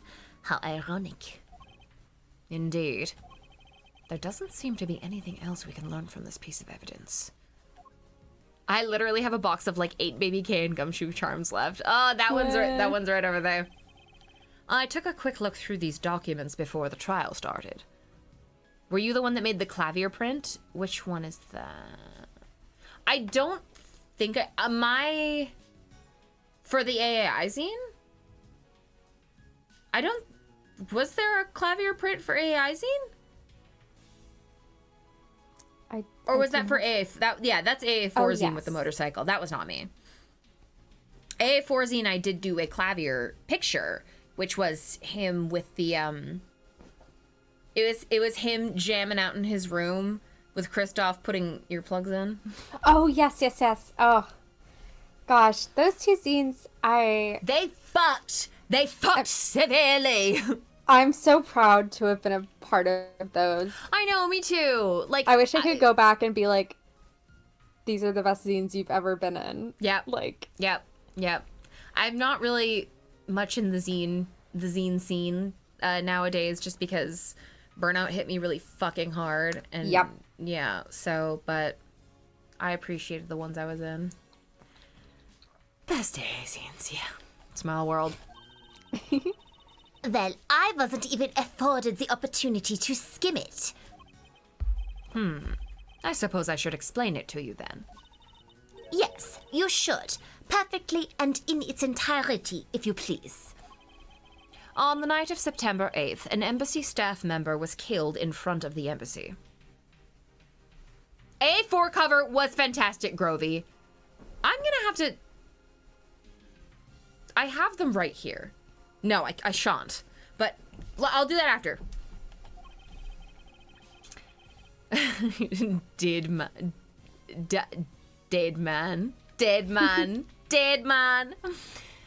The staff member died of shock due to being shot in the heart. Mac Rell was brought in that night as a suspect and thoroughly questioned, because the murder weapon was found on him, for which he was arrested on the spot. A simpleton of a man, that's what he was. Perhaps he was, for the weapon wasn't the only incriminating evidence we had. Mr. Rell was caught in the act on film by a security camera. He was an even bigger simpleton than I thought. I can't believe he didn't notice a security camera. The Cadopian Embassy's security system is supposedly very well designed. He may have simply not been aware that there was a camera in the area. So, have you seen the contents of the video for yourself? Yes, the surveillance video the security camera took was played during the trial by Mr. Faraday. You can clearly identify Mr. Rell on it. Even the sound of the gunshot was crystal clear. So the footage included sound, huh? I don't think I'd ever want to see the moment of someone's death in real life. Me neither.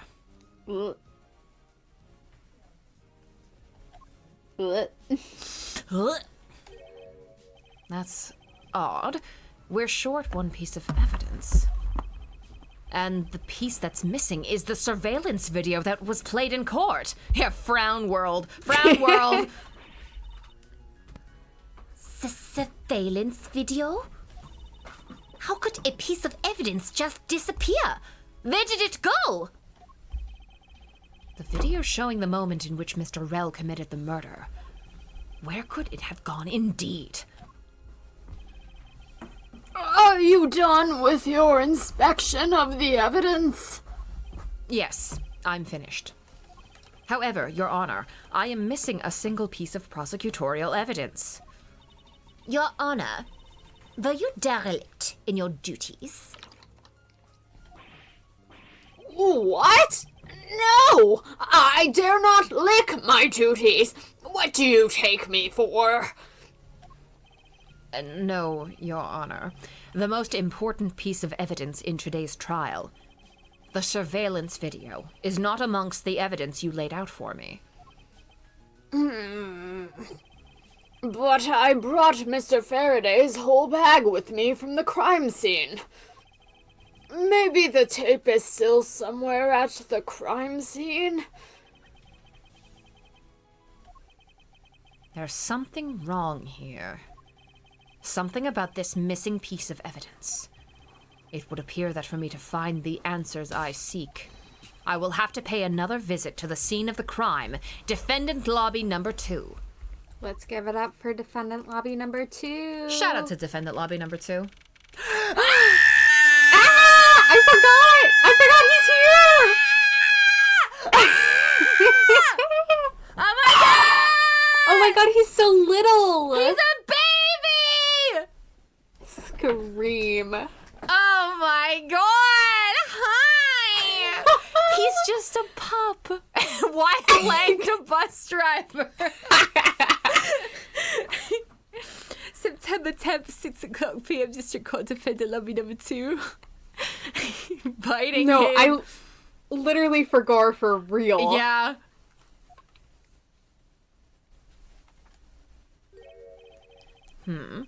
That's Detective Bad. But who was he with?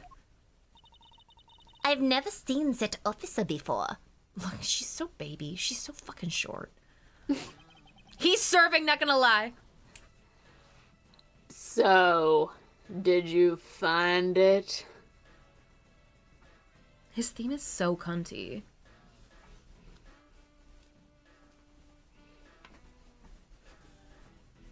Just know that I'm dancing along with you every I time. believe you.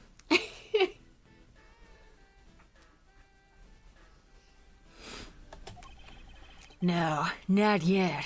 And I've looked everywhere. I see.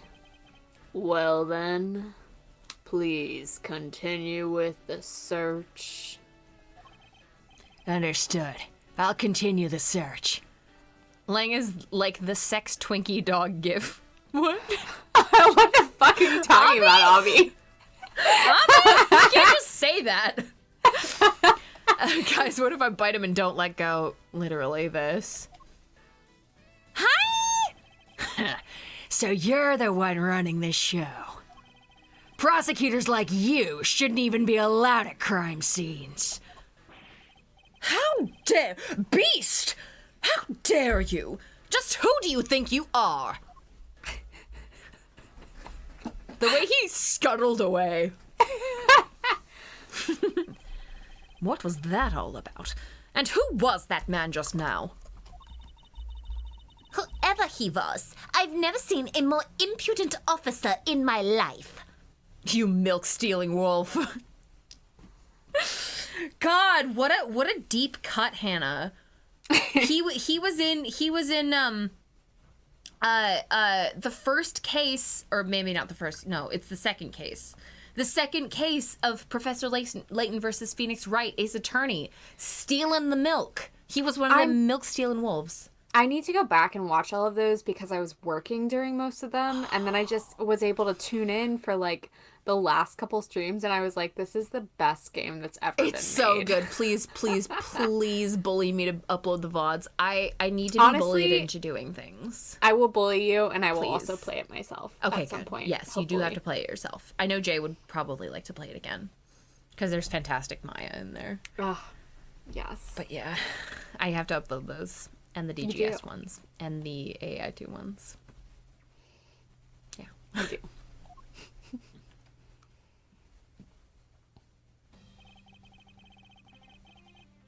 Does he even know that we're standing right here behind him? Edgeworth, he has a mirror. I know you're standing right behind me. What do you want, kids? Tony thoughts are like the Holy Grail. Yeah, you have to go on a quest to find them. It looks like you were paying attention after all. Of course I was. I have eyes in the back of my head. Ah, so that mirror isn't for vanity's sake. It's for him to keep an eye on it's for him to keep an eye on who or what is behind him at all times. I never got to see the start of the DGS streams because I was waiting for my copy. I look forward to it. The first DGS stream was something else. Oh my gosh. Because have you seen the clip of me, Samaranth, have you seen the clip of me legitimately getting the, who was the victim question wrong? It was embarrassing. Because puny worm. I watched the AI2 highlights as much as someone who has never seen the stream. Oh, Groovy. Oh, you have? Okay, yeah. Yeah, Jet has the patience of a fucking saint. Yeah, no, absolutely. Yeah. Jet, like, really embodied Asogi for me, and I think that's part of why I fell in love with him so hard. Because, like, I was really, like, feeling, like, Ryu's nervous energy was fucking getting to me. Like, he was so anxious that I was like, holy shit, bro, like, calm down. Like, I'm like, and then Jet was, like, there, like, with a figurative hand on my back, like, it's okay, you're gonna be all right. And then I was like, oh my god, Asogi, like, I'm in love with you.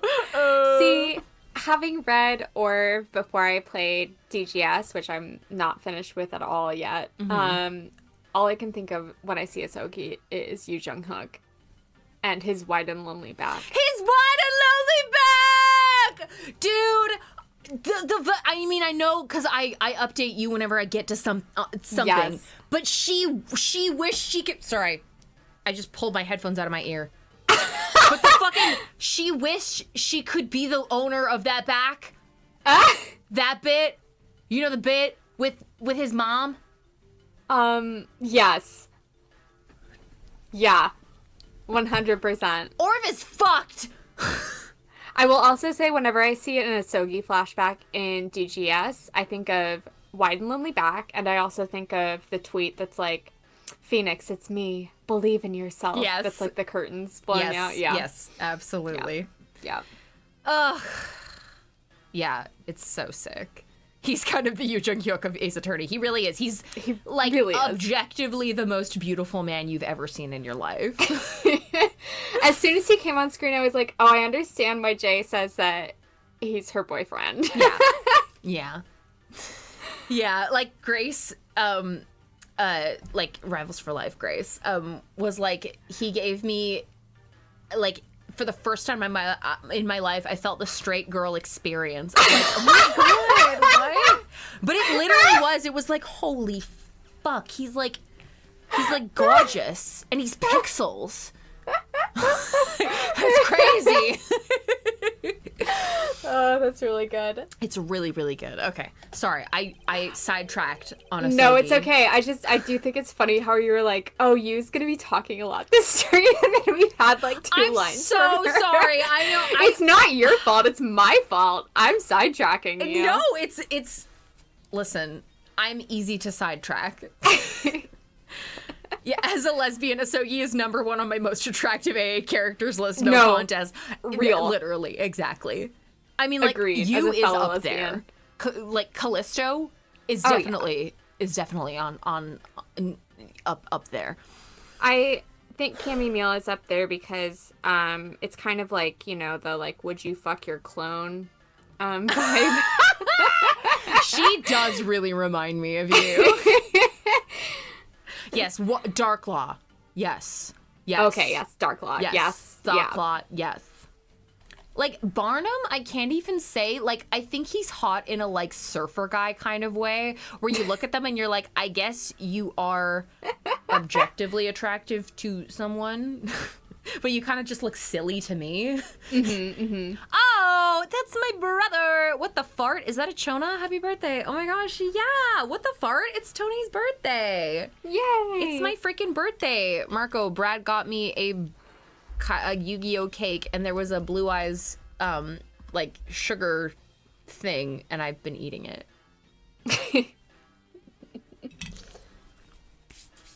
Okay. All right, we're locking in.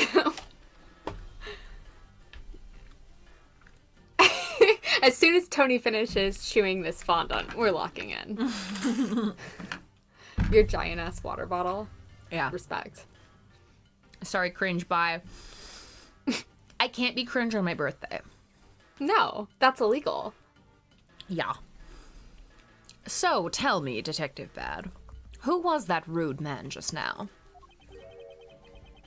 The guy came here from the Republic of Zhengfa to study. He's Agent Lang. Oh! Who said that? I don't know, it came from nowhere. He's trying everything he can to revive the lost honor of his family.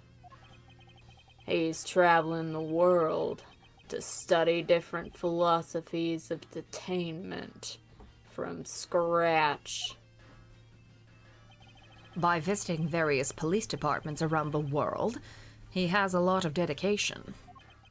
He's still just a rookie cop, but I sense a strong grudge of some sort from him. The guy's more useful than Gumshoe, even if he is rude. Well, he sure has a lot of guts to come to this country and give prosecutors a hard time. I agree. However, I can think of one young lady that statement also applies to. Literally, I don't know what you're talking about, Edgeworth. Anyway, what was that agent looking for, Detective Bad? Earlier, that little girl was poking around in lobby number 1 as well. Like I said before, it's got nothing to do with the two of you. I highly doubt that it has nothing to do with me. Fine. If this is the game I must play, then I will take this opportunity to draw out what he has been hiding and what happened in this room straight from him.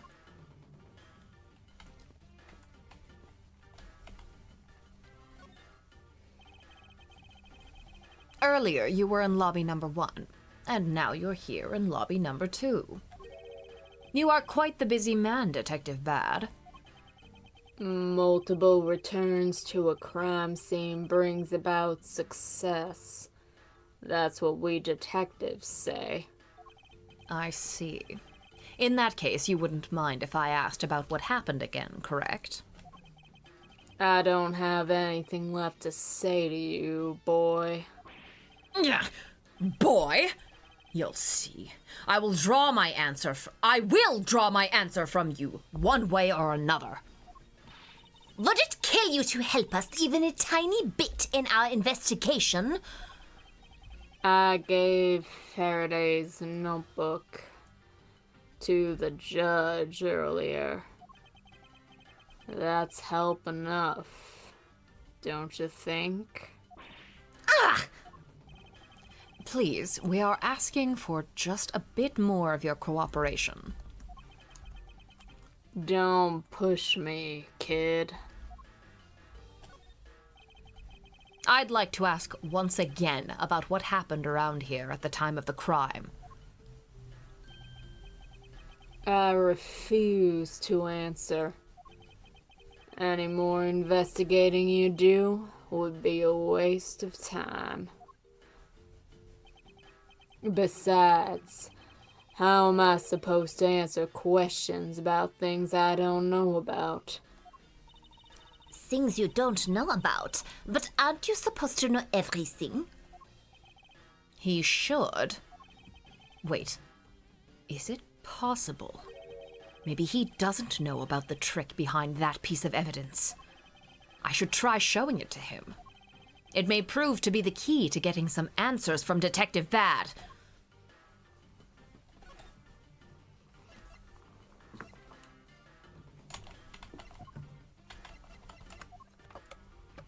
I guess I could probably present either of them. Detective Bad, did you know of the existence of the item in this photograph? Of course I did. It's my job to know everything related to the Yatagarasu case. In that case, let me ask you something. Did you know that the knife that killed Mr. Faraday and this Yatagarasu's key are one and the same? What? That's impossible. It looks like he didn't know after all. This piece of evidence, which we call the Yatagarasu's key, is actually a well-camouflaged knife. Mr. Faraday was planning to use this Yatagarasu's key to prove that Mr. Rel was not the real Yatagarasu. Isn't that correct? I guess so. However, Mr. Faraday had no idea that it was, in fact, a knife. Yeah, I have to admit, neither one of us knew that fact. And if neither of us knew, then no one in law enforcement knew either. How did we miss something as big as this? I noticed that since a little while ago. Oh, sorry. I thought he was saying, like, I don't know. I noticed it since a little while ago, and I only laid eyes on it once. To be fair, that would be in character for him. Yeah, that's why I thought he was saying that. I noticed that since a little while ago, you appear to be searching for something. I presume that this key is what you were searching for. Yeah, that's right. And why were you searching for it? Because I promised Faraday. I promised that I'd protect that key with my life. But after he was killed, the key disappeared from Faraday's evidence bag. Who would have thought that the key is what took Faraday's life? Detective Bad, so that we may find the truth, please testify for me once more. All right. But it doesn't matter how many times I tell you about what happened. Nothing will change. Oh. Detective Bad, I ask that you please testify once more about what happened in lobby number 2 and what you experienced in lobby number 1. My answer is still the same. And this is the last time I'm going to do this. That's fine, because I only need this one last time to clear everything up. And find the truth behind this case.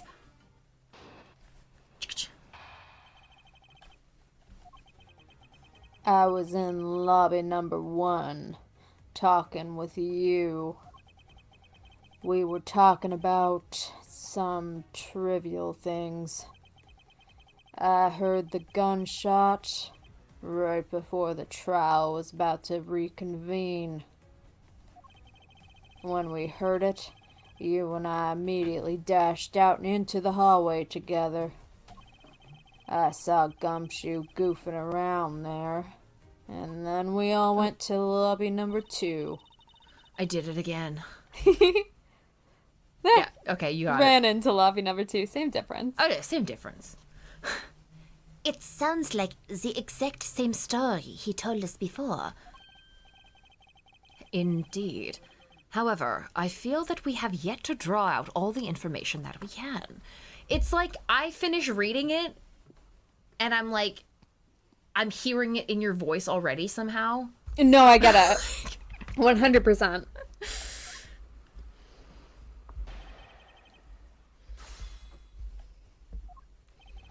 Okay, I was in lobby number 1 with you. We were talking about some trivial things. Yeah, what were you talking about?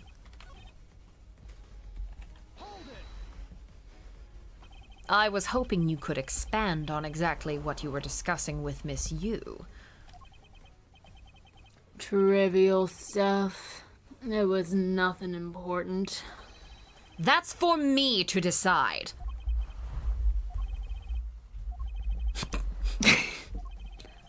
All right, I suppose that's for him to decide. Moving on then. I love Ace Attorney. Bro, I fucking love Ace Attorney. So true.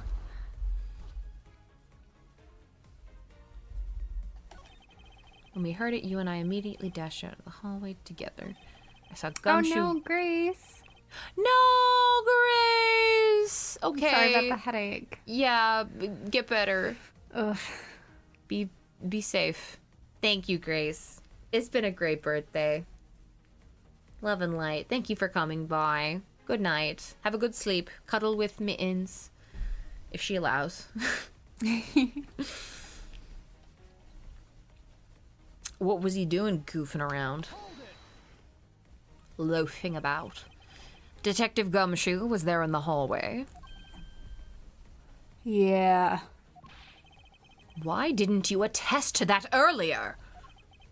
When I saw Gumshoe, it was after I'd heard the gunshot. Having seen him then didn't change the fact that he still could have done the deed. It sounds. Oh, sorry. It sounds exactly what... blah, blah, blah. It sounds exactly like what Detective Bad told us before. However... Is there something in particular we should be asking the detective about? There just might be. No one knew that the knife is actually the Yatagarasu's key. Reflecting on that, perhaps there are other things that we now know, but Detective Bad doesn't yet. Yes, that should be my angle of attack. Okay. What do we know? What do we know? We know about... we know about his strategy. The handgun Rel had on him when he was arrested, and the surveillance tape, I should be able to prove that he was the one. The sound of the handgun going off was recorded with evidence that I can use to prove that Rel is not the real Yatagarasu. No matter how many may try, as long as I have the Yatagarasu's key, I can prove he's a phony.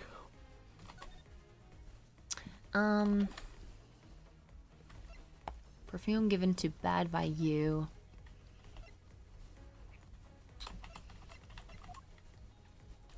I wonder if this, because he's saying that he has info that we have info that Bad doesn't. Mm. We're talking about some things. The gunshot right before the trial was about. I mean, you and I immediately dashed into the hallway together. Gumshoe goofing around there, and then we all ran into lobby number 2. Okay. I feel like the balloon is somehow involved, but I couldn't say how. Found on the... Because, like, Kay told us that she popped it to scare Gumshoe. Mm-hmm. But, I don't know. Maybe I'll just press more. I was in lobby number 1, talking with you. That was truly things. Okay, well, talk about that. Until you heard the gunshot, did you notice anything else that was out of the ordinary? I didn't hear any other strange sounds until that gunshot. If the gunshot Detective Bad heard was really the one from the murder... Right, because the balloon...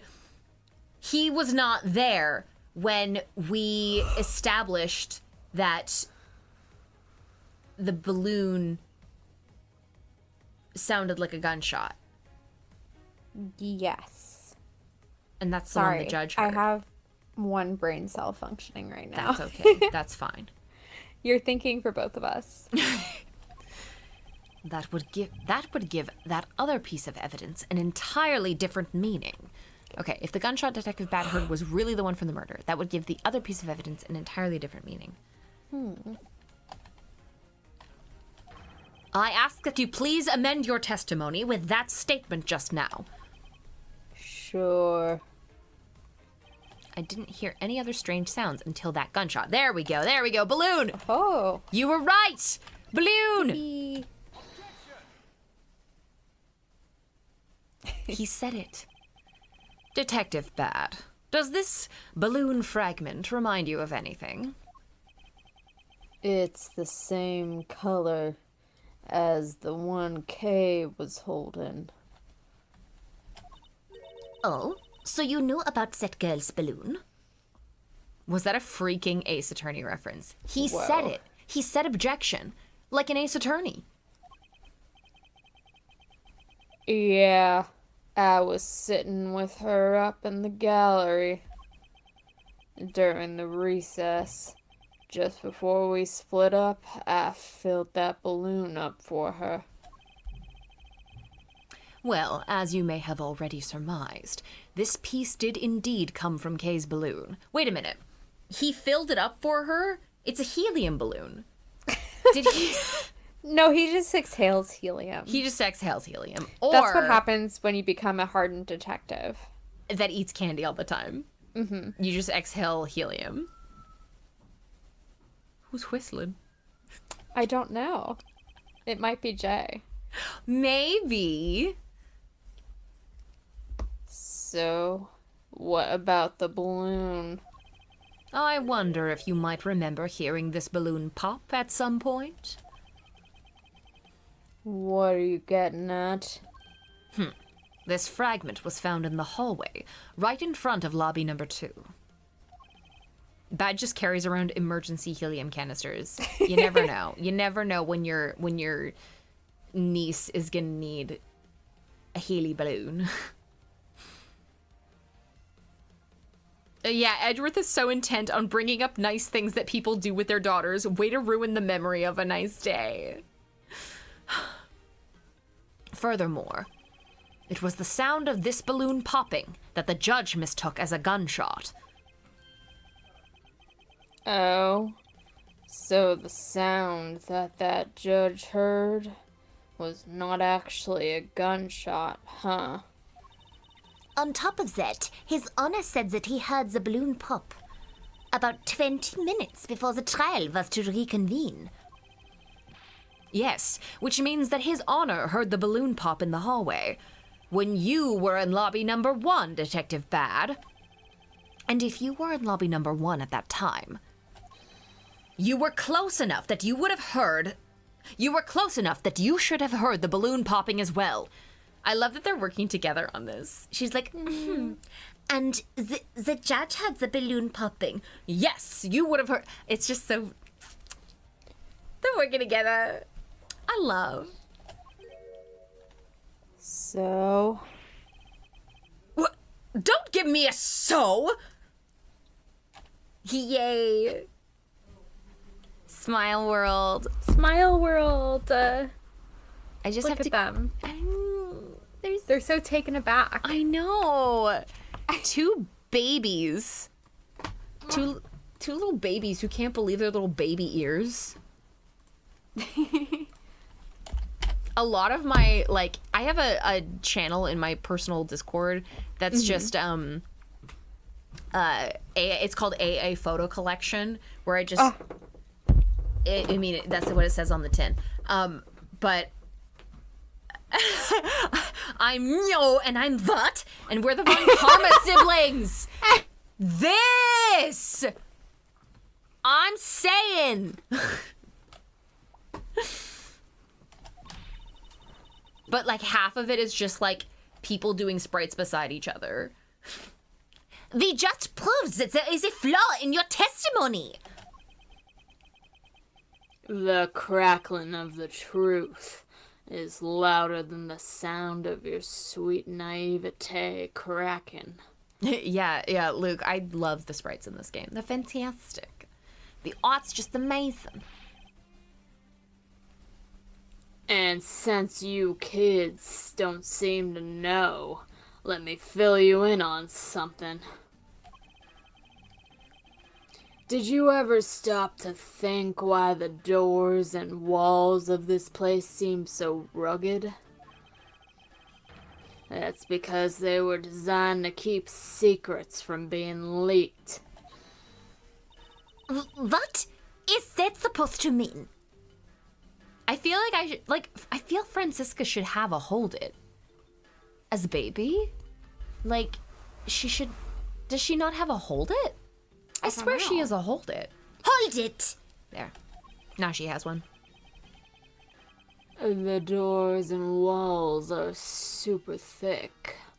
The window panes are double layered. That's so fucked up. She should have a hold it. To top it all off, even the curtains are made of a special sound-absorbing material. Then you mean... Since I was shut up inside lobby number 1, there was no way I could have heard that sound. No! Gah! I knew that's what he was going to say. Then that means that Scrapface's testimony is completely useless! If the rooms are soundproof, then of course he wouldn't hear any sign of a struggle. No! That's also why it's only natural that I didn't hear the balloon popping. Now do you get it, kids? Miles, I thought we were supposed to be the ones finding flaws in his logic. That is so... Miles, I thought we were the ones supposed to be finding flaws in his logic and being the best prosecutors that this world has ever seen and upholding the uncommon name. Miles! Ugh, So cute. she's so cute. She's so 13. Yeah. Heart. Not the other way around. The other way around. Turning my thinking around? Yeah, she's such a major character. Why aren't all her interjections voiced? Bro, I don't fucking know. It's not possible to hear the sound of a balloon popping if one were in lobby number 1. However, if we examine this situation in reverse, a person standing in the hallway should not be able to hear the real gunshot either. And yet, Detective Gumshoe claims to have heard it while he was standing in the hallway. Francisca first fully voiced Ace Attorney character. I volunteer! I volunteer! Detective Bad, if that is the case, how exactly did you hear the gunshot? Jay says, hi, Tony. She Hi, was Jay. whistling. Oh, it was beautiful whistling, Jay. What do you mean, how? I just did.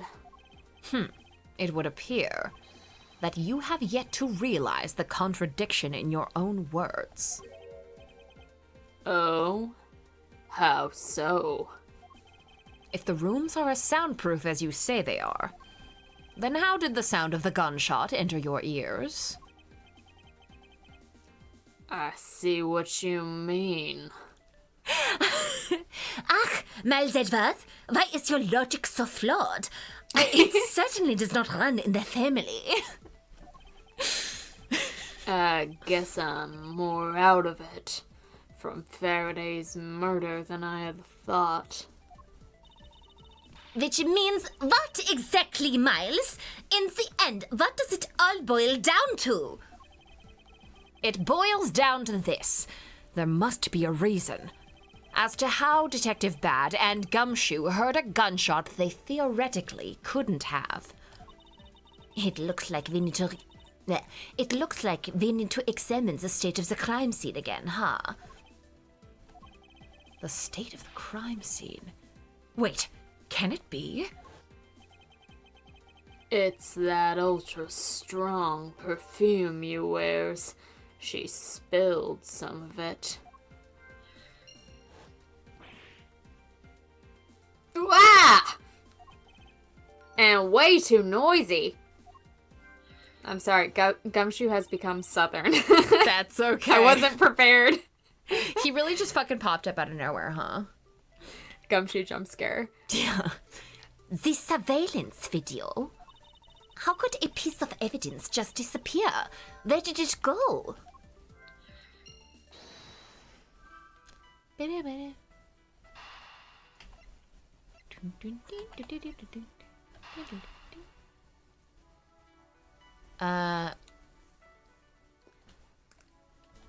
Because the other window is open.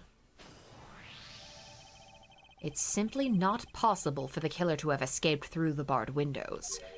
And yet the fragrance of the perfume managed to escape from defendant lobby number 1. Of course, incorporeal things can move freely through these open barred windows. Wow! Wow! Wow!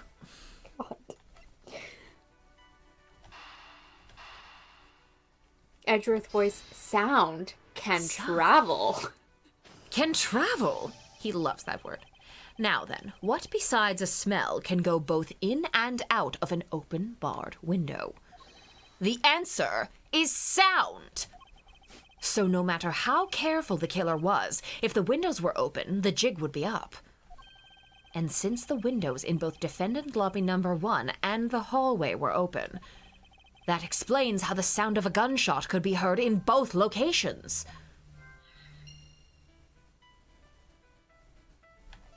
The windows were open, so the gunshot could be heard.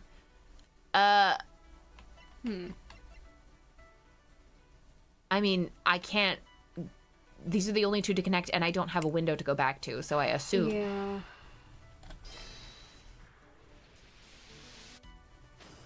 A ghost could have done it, but of course ghosts and spirits aren't real, and never could be. I prosecuted Mia Fey's murder trial myself. Mia Fey is standing across from the courtroom from me right now. The missing piece of evidence is a video that shows the moment in which Mr. Rell killed the embassy staff member. The sound of the gunshot left quite an impression on me when it was played during the trial. I wonder why. The video should have been returned to Mr. Faraday's evidence bag for the recess, and brought back here. If it disappeared after that time, then it's possible that the tape is still here in this room. He's gonna make me say this. Eureka! The evidence that the missing evidence created for me is the gunshot sound that no one should have been able to hear in the first place. Miles, what have you been thinking about? Stop wasting time thinking, and let's start looking again. It's not a waste of time to think, for I have figured out where we should look. And where would that be? I believe we should examine the television. The TV? Well, you kids have fun. Go ahead and examine whatever you like. I won't rest until I've inspected every suspicious nook and cranny. The TV's called Blunt. Earlier, when Detective Gumshoe touched this, it made a most terrible racket. It made a most terrible racket. You mean when Scruffy turned the television on, right? Actually, come to think of it, I don't think Detective Gumshoe actually touched the television at all. Furthermore, it seemed more like when a video feed suddenly stops. At least it did to me. I wonder why that is.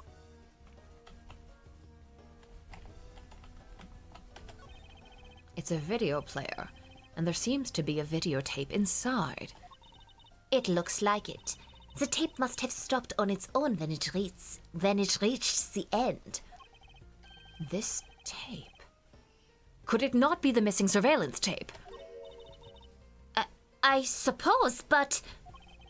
Detective Bad, would it be all right with you if I verified the contents of this video?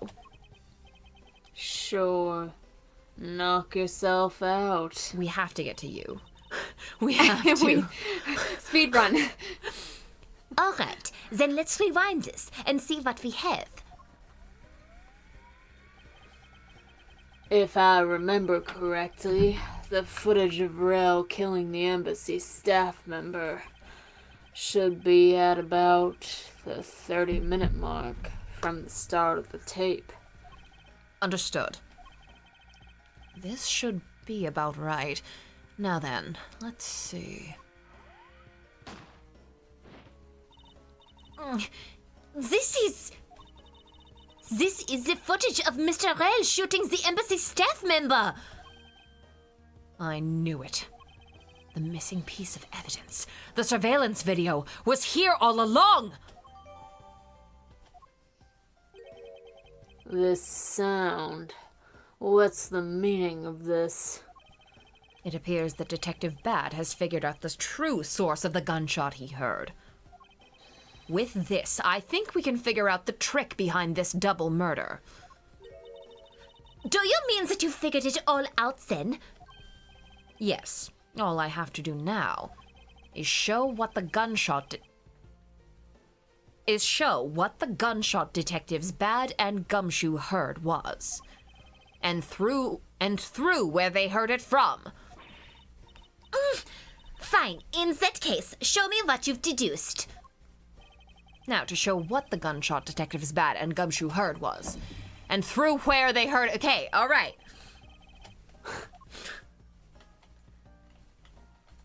Okay, what it was and where they heard it from. I mean...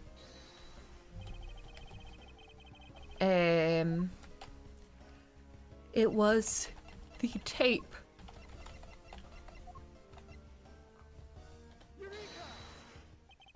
If the door and windows to the crime scene, namely this room that we're in, were closed, the killer could have used the gun and no one would have been the wiser.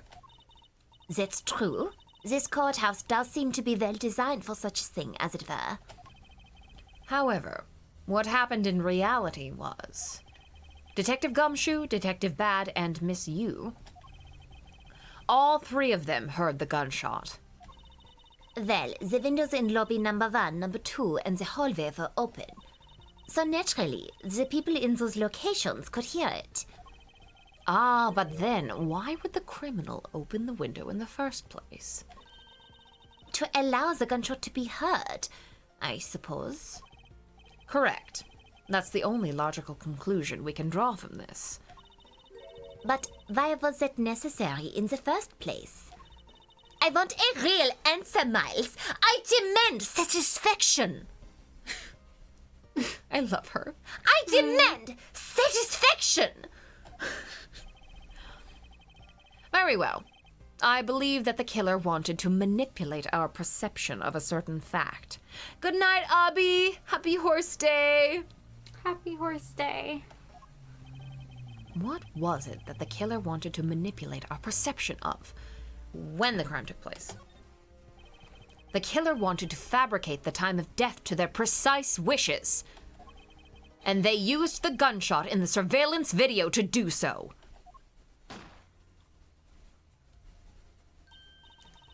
So that's why the tape was left running. You mean the gunshot I heard was from this video?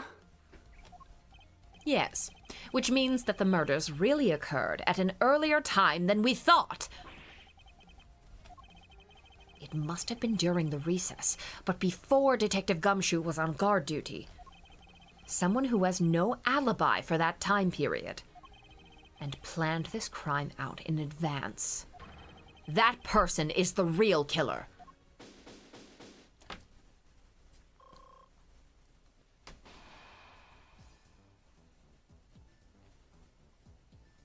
Is it time? Is it finally time? Is it Mr. finally Redworth? time? Yes, what is it? Miss Yu was asking for you. She's in the courtroom. Yippee! Yippee! Yay! She says she's identified the murderer, but that she wants to clarify something. It looks like Miss Yu is still investigating something. Understood. Please tell her that I will be right over. I'll come along. I want to hear what she has to say. You mean what she has to slay? That too. It would appear that the time has come to uncover the truth. But more importantly, to see you. To see you. Finally, finally, finally, finally, finally! Yippee! Wait, let's do this one. Callista, you joins the fray. Hell yeah. No. There we go. September 10th, 6:15 p.m. District Court, courtroom number 3. Counterful.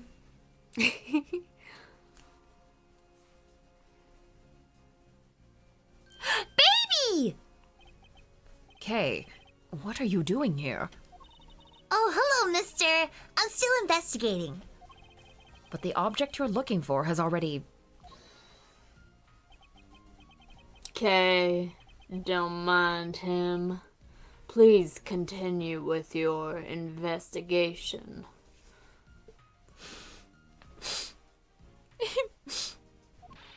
Okay, you got it. Detective Bad, haven't we already found what you were looking for? If it means I can keep her in the dark just a little longer, any little task will do. Oh, you're more sympathetic than I thought.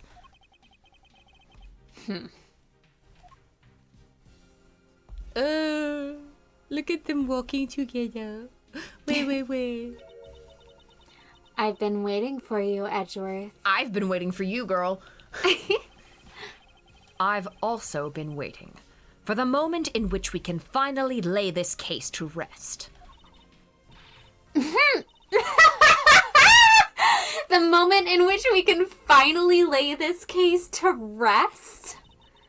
Wasn't that when we placed Detective Gumshoe under arrest? I think we've more than solved this case already. Don't you? We'll see. It all depends on whether or not your logic holds. Oh, I see we even have a viewer in the gallery. And why, even Mr. Bad is here. Mr. Bad. Should we be bad, Mr. Edgeworth? Let's be bad. Well, I mean, he's bad. He's not capable of being bad. I'm very good. If you are in the gallery, I'm hardly just a bystander. I have a duty to see this case through to the end. Tony's the gallery viewer based my on God, the face cam true. position. Oh my gosh, I'm in the gallery like, yes, oh my gosh, Francisca, yeah, woo! Like, that's if I, like, okay, it's like, you buy, like, this is what I'm imagining, like, in Ace Attorney universe, you're like, you buy tickets to watch court. Yes. So you're like negging the prosecution, like, boo, boo. Or no, it would be the defense. Like, the defense is like the heel. So, like, the prosecution, you're like, woo, yeah. And the defense is like, boo, boo, we hate your pussy, boo. That's too much fun. That is too much fun. You shouldn't have told me about that. Just like all of my theater history classes, it all comes back to professional wrestling. It all comes back to professional wrestling. This is true. No matter how it turns out.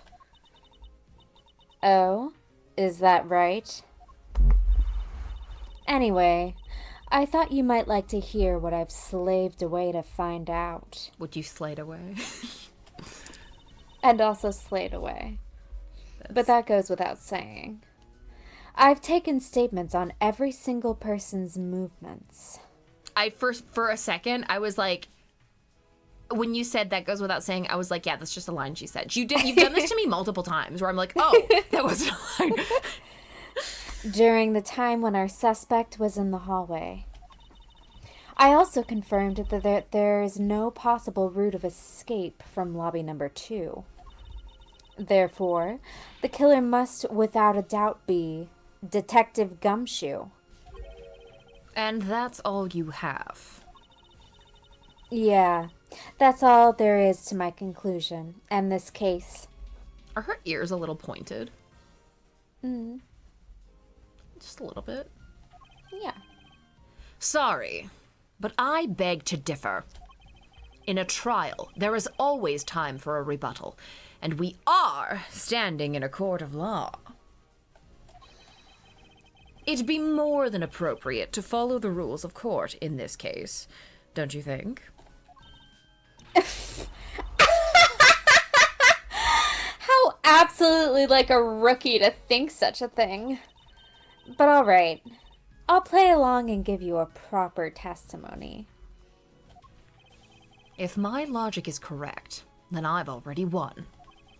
All I have to do now is prove it by showing who the real killer is. At this point, does he know it's her? I don't know. He's so baby.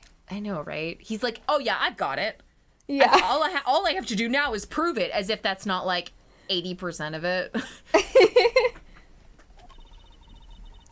Everyone, sans the suspect, has an alibi for when the gun went off. Furthermore, the areas around the crime scene have all been thoroughly investigated, right? I also confirmed that there is no possible escape route from lobby number 2. Which leaves us with one unshakable conclusion, that Detective Gumshoe is the killer. I love that she's barely holding in laughter. Sans Undertale, the suspect. Sans the suspect. Now that you have your testimony, I expect a good rebuttal, Edgeworth. But of course. There is no need to confront her logic head-on right now. I should instead focus on drawing out any trump cards she has up her sleeve. I think there's a specific thing here I want you to press, but I can't remember when, and Grace Rivals for Life isn't here! It's okay, I'll just press everything, because I think that's what we're supposed to do. That sounds right. The suspect? But I thought that Detective Gumshoe's alibi had already been proven. Are you joking, Edgeworth? I assure you, this is no joke. Look, I know you heard from the judge earlier that the detective was in the hallway with Mr. Faraday's daughter eating a Swiss roll. Yes, that is correct. But see, that was 20 minutes before the real gunshot went off, right? And the problem is, there's no one else who can corroborate what he did since the snacking. I see she's done her research well. Which means that I should focus on drawing out whatever... Yeah, okay.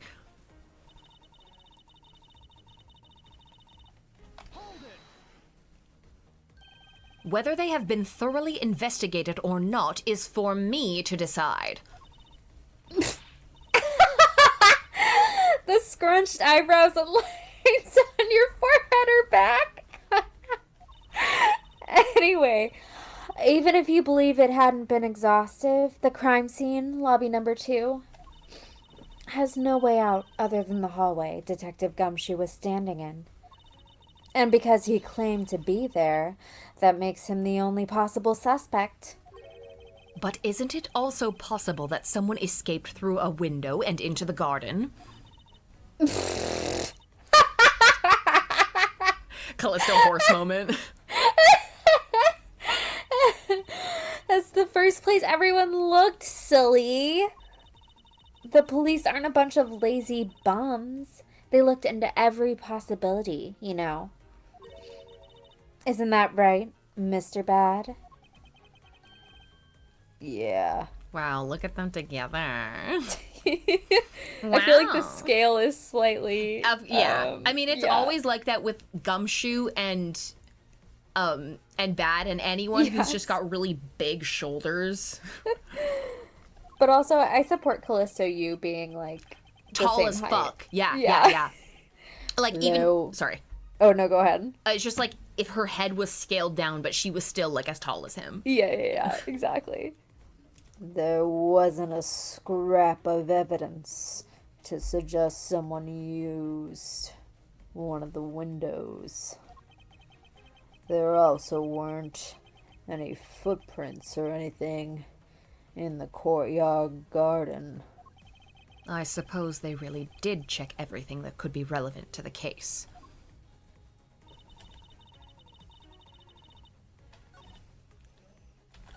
Wait, we pressed this, we pressed this. Yeah. Are you absolutely positive that there are no possible routes of escape? Of course, I'm sure. And why are you so certain? This is a courthouse, the place where criminals are brought to be judged. If there was an escape route, I'm sure every criminal would be using it to escape. It's just common sense. Mild Edgeworth, I suggest you use a bit more of it in the future.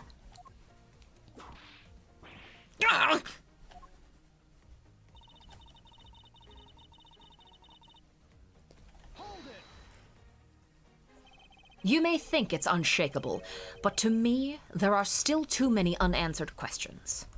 Yeah, you're beautiful, Callisto Labs. Thank you. I'm glad someone is appreciating my witch cackling. It's so good. It's lovely. I'm so glad that we have this sound now and we don't have to. Yeah. And I don't have to be like, man, I wish I could hear Grace. Thank you, Nightpool. You made this all possible. Oh, thank you. For example, who was it that placed the gun in Mr. Faraday's hand?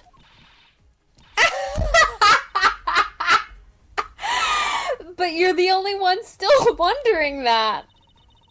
Detective Gumshoe probably had no idea which hand Mr. Faraday used to write with. Even if you know someone, it doesn't mean you'll know which hand they write with, right? I mean, I certainly don't care about that sort of thing.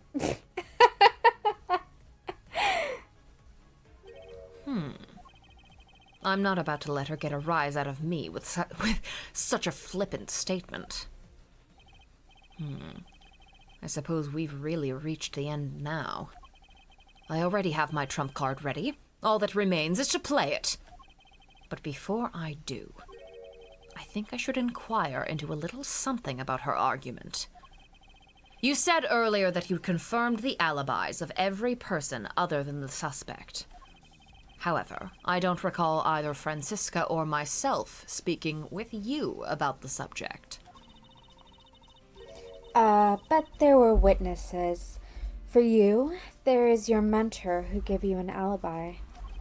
I see. As for the little missy, she came to the courthouse during the recess and was stopped by a security guard at the door to the hallway. She gave him quite a whipping for that, or so I heard. I'm the daughter of Manfred von Kramer, and I will not be forcibly stopped by any guard, or a bailiff, or anyone else. Wait, so basically the only reason Francisca bothered to show up today was because she found out that I was to be the replacement prosecutor? Yeah. Duh. By the way, Miss Yu, what about everyone's alibis before Detective Gumshoe was assigned to guard duty? What about them? Have you looked into what people were doing during that span of time? What kind of idiot do you take me for? It doesn't matter when the killer went into lobby number 2.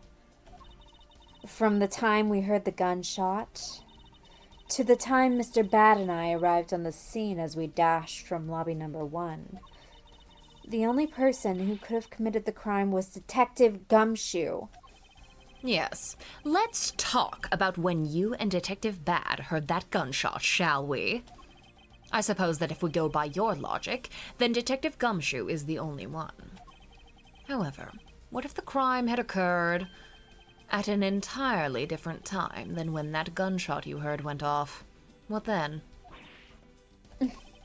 That gunshot was a trap meant to Sadly, your explanation is very lacking, Edgeworth. The gunshot we heard in lobby number 1. Care to explain how that could have been fabricated?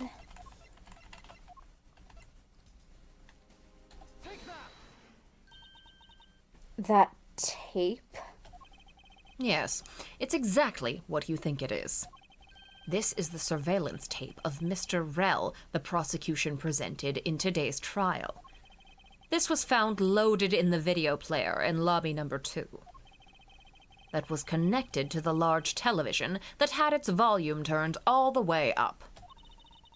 You can't honestly mean that the sound we heard was the gunshot in the video.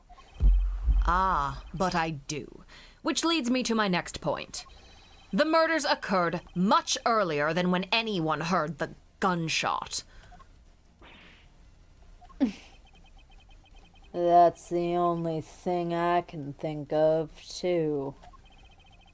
After committing double homicide, the killer took the surveillance video out from Mr. Faraday's evidence bag, turned on the television's volume all the way up, and left the video to play. If played from the beginning, it would take 30 minutes for the gunshot sound to come on. And since we now know that this method of time manipulation is possible, it opens up the possibility that the killer is someone other than Detective Gumshoe. The way, this type of time manipulation is possible. He's fucking talking about time travel. Sounds from a television doesn't amount to much here. But of course, Mr. Prosecutor Edgeworth and Little Miss Von Karma already knew that much from the very beginning, right? Ghost trick. You So either ghost true. or you trick. We're gricking. We're gricking! Of course we knew. Didn't we, Miles? Yes, of course. We knew about the soundproof quality of this courthouse's rooms. Of course, I'm not about to admit we had no idea until a little while ago. That's right. And if the rooms are soundproof, then we should not have been able to hear it. And yet, we heard the gunshot clear as day. And? That's it. End of story. Oh, wait, that was really cute. Her little, I skipped it. Fuck. But it's not. Is she gonna do it?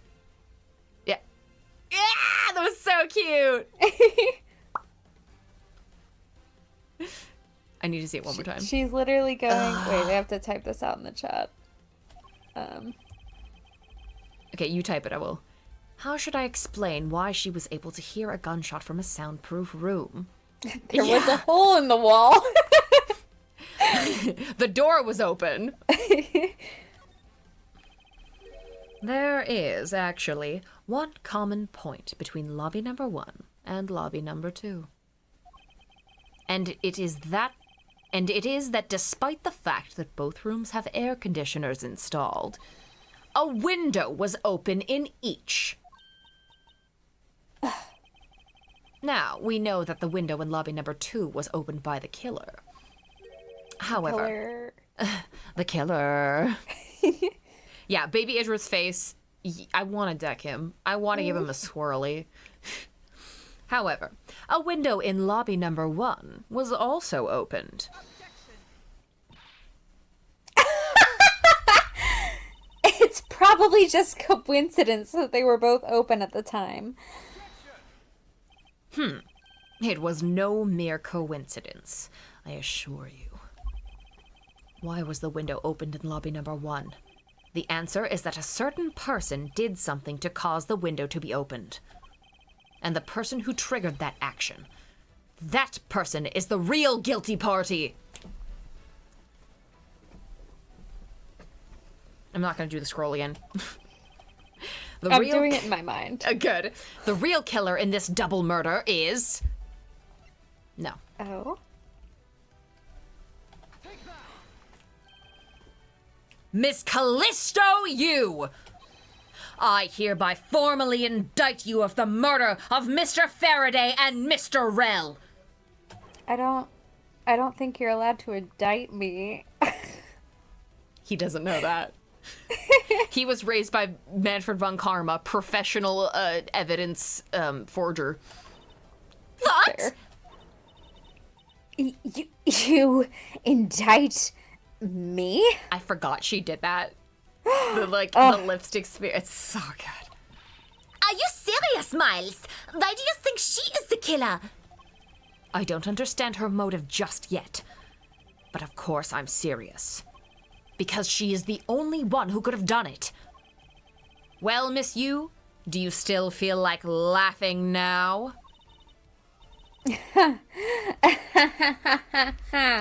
Of course I do, Edgeworth.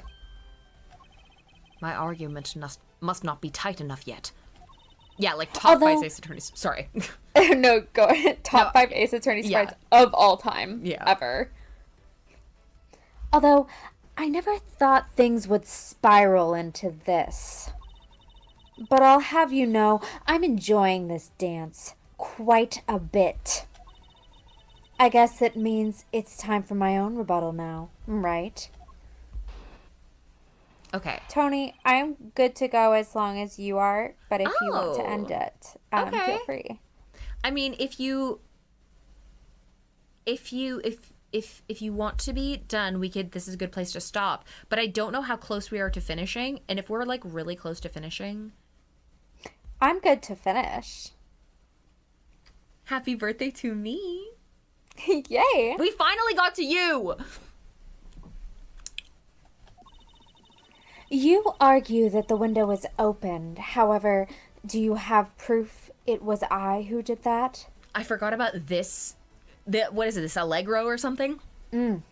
This one rules. Furthermore, do you have proof that the tape was used in committing the crime? Frankly, I'm shocked at you for going around accusing people of murder like this. Especially with logic as full of holes as yours. This is where it really starts. I mustn't let my guard down for even a second, or the truth will blow away. Shut the fuck up. He's lucky he didn't say that out loud. No, for real. Now is the time to put the patented patented! Oh my god. Patented! Oh my...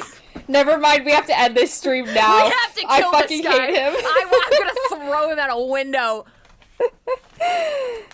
Patented? Shut the hell up. Now is the time to put the patented Von Karma perfect proof to the test. God. How is perfect proof How is perfect proof patented? How do you Say that 5 times fast. perfect proof patented, perfect proof patented, perfect proof fuck. Boo. Boo.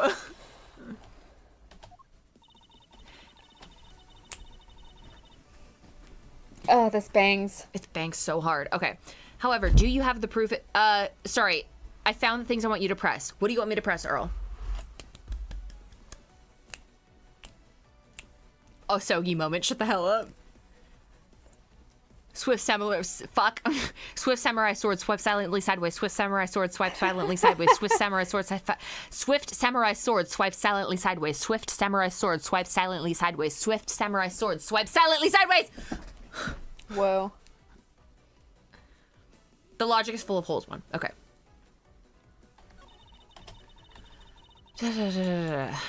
Frankly, I'm shocked at you for going around accusing people of murder like this. especially with logic as full of holes as yours. I do think you'll have to present something very stupid to get like the bad reaction because I think it'll be very funny. You're so right. Let's be bad. Full of holes. Well, I suppose it might be. God. Oh, admitting to your faults now, are we? At this point in time is what I meant to say. Should I take that to mean you're just a sore loser? No matter how full of holes my logic... Shut up! Stop! No matter how full of holes my logic may be right now, if I plug them one at a time, I will ultimately make my way to the truth. What a paradox. Take care not to fall into one of those holes before you fill it up. Miles, you remember, don't you? About why a window in lobby number 1 was opened? Yes, of course I do. And that's how I'll attack. I'll present the reason why the window had to be opened. Okay. God, this theme is so good. Okay.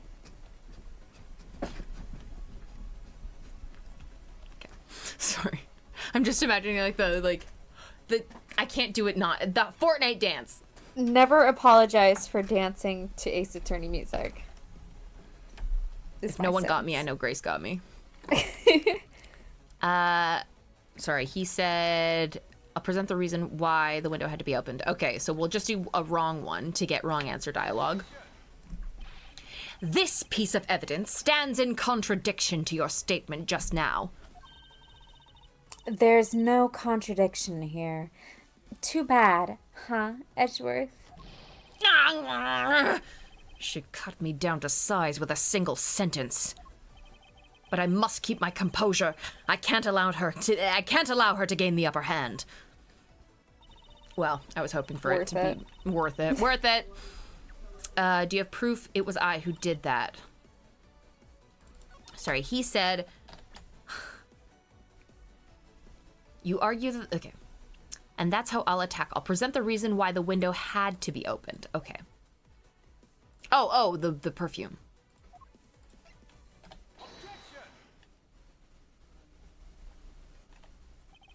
I'm sure you've seen this before, haven't you, Miss You? Edgeworth, I never knew you were into wearing that kind of perfume. It's not exactly what I'd recommend for boys, you know? This isn't mine! She's hate criming him. She is. She's right. That's right. It's mine. And I received it from Detective Bad, you see. Ms. You can pretend all you like, but we know at least this much is for sure. That you are the one who gave this bottle of perfume to Detective Bad.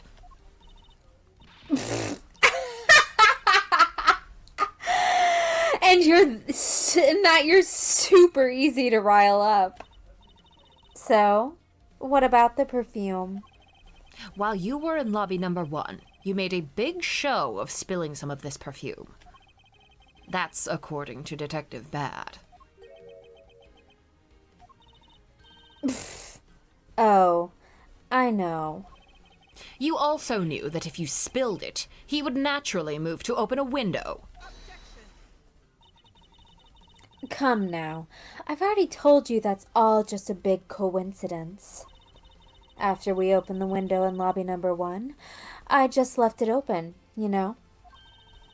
So maybe it was just dumb luck that we heard the gunshot through the window. The timing of when you were going to spill the perfume is something you could control. And the most important fact about this case is when people were made to hear the shot. Furthermore, it would have been pointless if you didn't have an alibi for yourself at the time. You mean? Ms. You were the one who called Detective Bad into lobby number 1. When you saw him bring Detective Gumshoe into the hallway. Is that correct? All of today's premeditated events could only have been thought up by you, Ms. Yu. Ugh. Ha.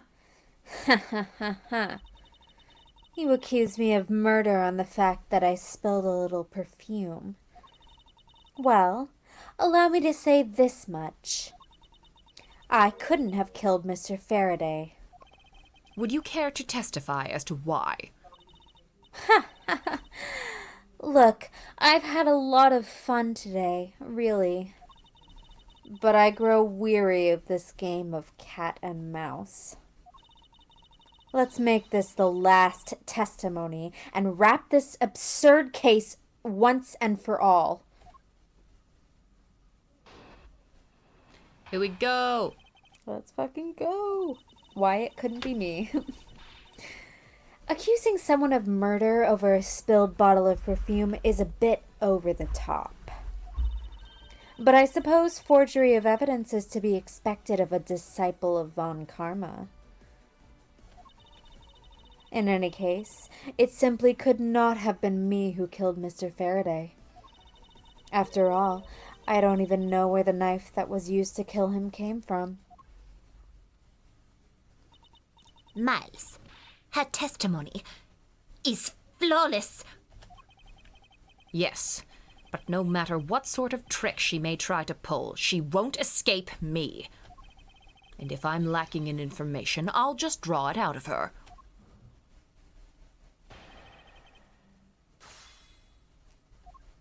Okay, accusing someone of murder over a spilled bottle of perfume is a bit over the top. Suppose forgery of evidence to be... I wonder if Francisca has something to say about this. I formally request that you desist in your attack against my mentor. Yes, or we'll sue you for defamation.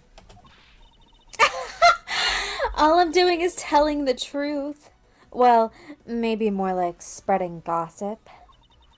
Although, your adamant denials are, shall we say, just adding fuel to the fire. How dare you? Say such a thing. Calm down, little girl. Don't let her get to you. Oh, why did you have to ruin my fun? Well, shall I continue? Okay, this one, press the Von Karma one. Okay, well, I already did that. And in any case. Okay.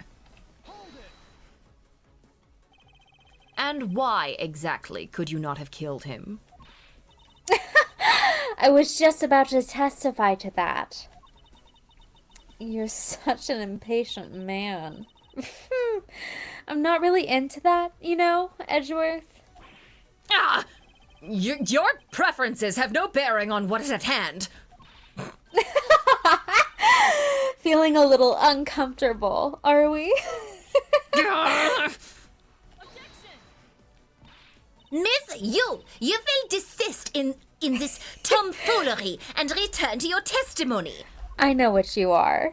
You do not know what my brother is. And Miles, if you're going to lose your cool, then I won't show you any mercy. Sorry. Ms. Yu, please continue with your testimony. Really good. Oh, wow. Sure. This is gay man, lesbian on gay Yes. man violence. Yes. As I was saying, I couldn't have possibly killed Mr. Faraday. I fucking love that, like, Callisto was fucking with him, and Francisca's just like, Excuse me, that is my little brother. Don't be homophobic. And Miles, I swear to God, if you get pissy at every single person who calls you a slur, I'm going to kill you. I love them so much, Tony. I love them! Smile fine. world. Smile universe. Okay, I don't even... I think Yuzu. Yuzu, because... Yuzu.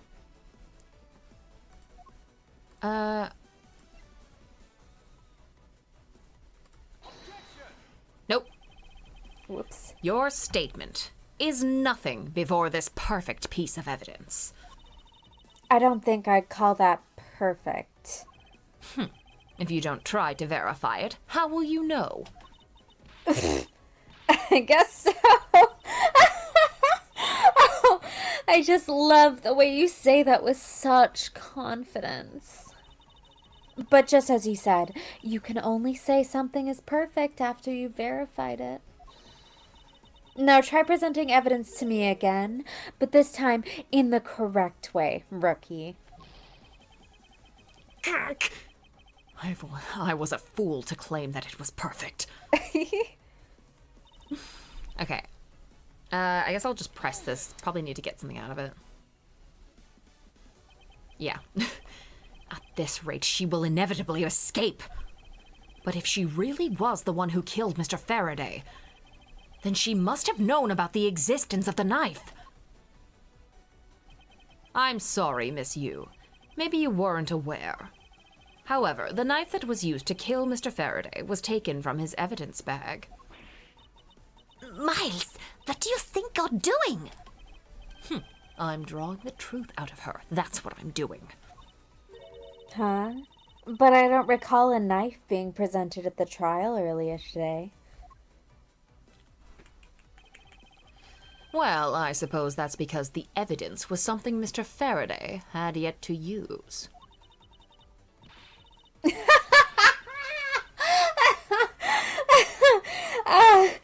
So that's what you're trying to do. Look, why don't you cut it out with the lies? I've already figured it out. There was no knife inside Mr. Faraday's evidence bag. The only evidence he had yet to present was the key that the Yatagarasu had sent. And unless a key can magically turn into a knife, you really don't have a leg to stand on. Did you really think you could trap me? Come on now, be honest. I never intended to do such a thing. It was all a misunderstanding on my part. In any case, I wonder if you might append what you just said to your testimony? Sure. Why not? I'll even say it as many times as you'd like. There was a key in his evidence bag, but you can't kill anyone with a simple key.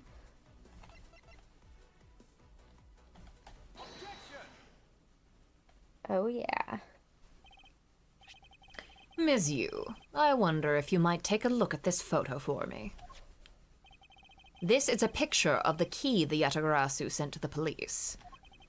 However, while it may look like a key at first glance, it, in fact, has the secret ability to transform into a knife. Which means that what was inside Mr. Faraday's bag was both the Yatagarasu's key and the murderous knife. I like how he's calling the knife murderous, as if the knife alone just killed him. That's the true culprit. Yeah, it was the knife. You knew that the key was inside Mr. Faraday's bag, did you not? Yes. Well, with the Yatagarasu's key alone, it's more than possible to kill Mr. Faraday. Do you understand now? Just knowing of the existence of the...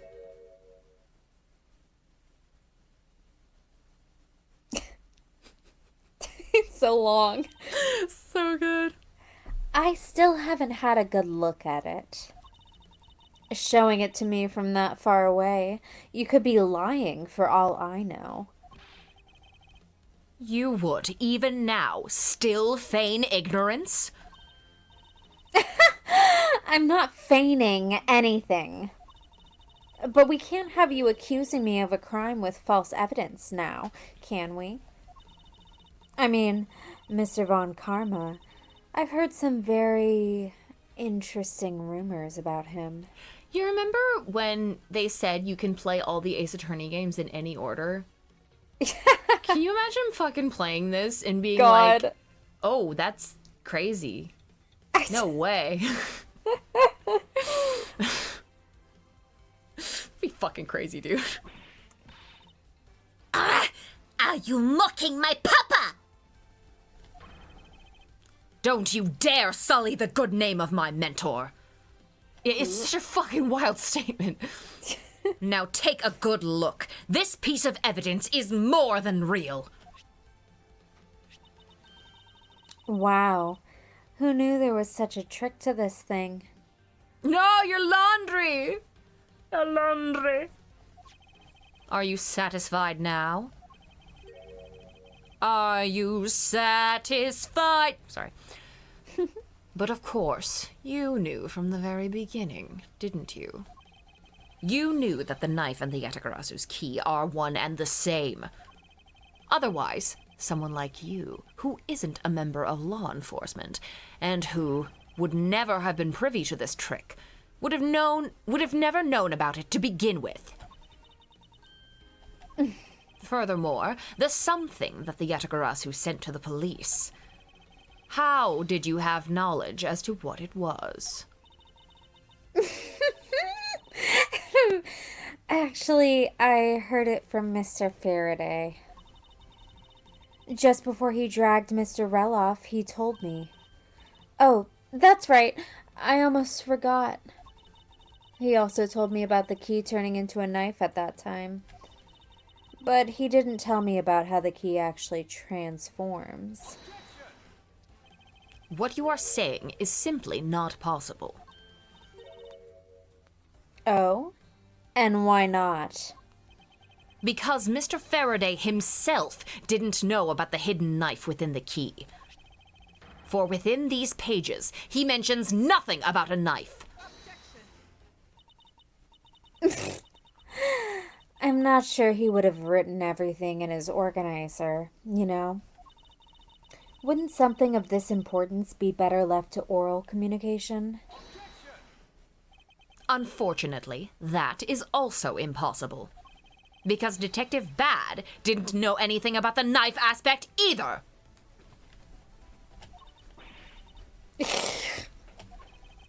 What would have been highly classified information, even within the police force. And is something that even the lead detective on the case didn't know. Why would Mr. Faraday have felt the need to share such information with the opposition?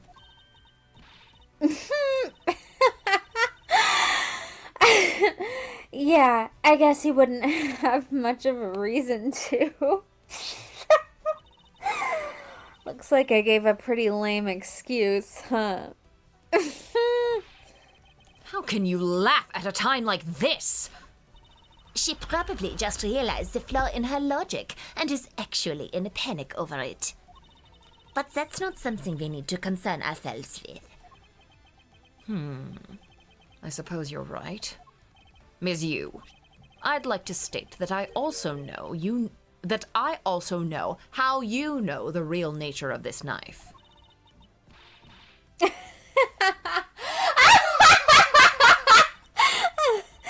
Do you now? Well, why don't you put your money where your mouth is and show me? Oh, I will, and I'll wipe that smile off your face by the time we're through.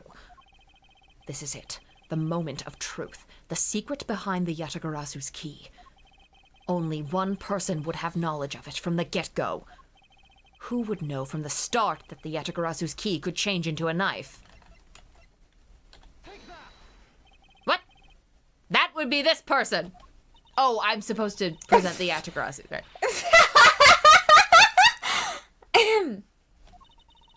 Thanks for the best laugh I've had all day. Now, are we ready to call it a day yet? Oh, wait a second. I was mistaken. This is it. Okay, blah, blah, blah, blah, blah, blah. Yeah, I forgot that we had a profile for the Yatagarasu. There we go. Okay. Sorry. There is only one person who would have known about the dual nature of the key. And that is? And that is the person who sent the Yatagarasu's key to the police. That is to say, the Yatagarasu herself. Are you saying that this lawyer is the great thief, Yatagrasu? That's hard to say with a German accent. The great thief, Yatagrasu? Ms. Yu, you used Mr. Rel to lure Mr. Faraday into a trap, didn't you? You, who profess to bear a grudge against criminals. Why? Why do something like this?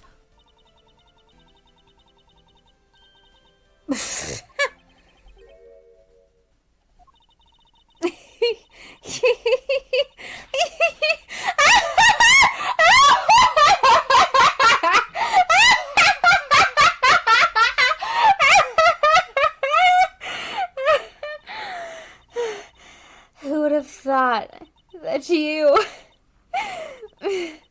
a stupid rookie prosecutor, would see through me? You're sending the biggest chill down my spine right now, Edgeworth. This feeling of thrill, it's even greater than when I sneak into someplace. You. Oh, good night, Esteban. Bye. You killed Faraday? Why?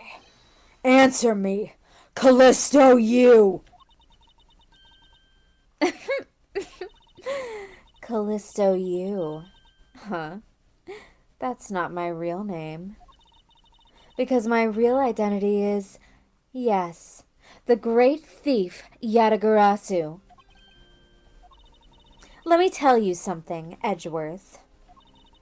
Mr. Faraday was one difficult man to deal with.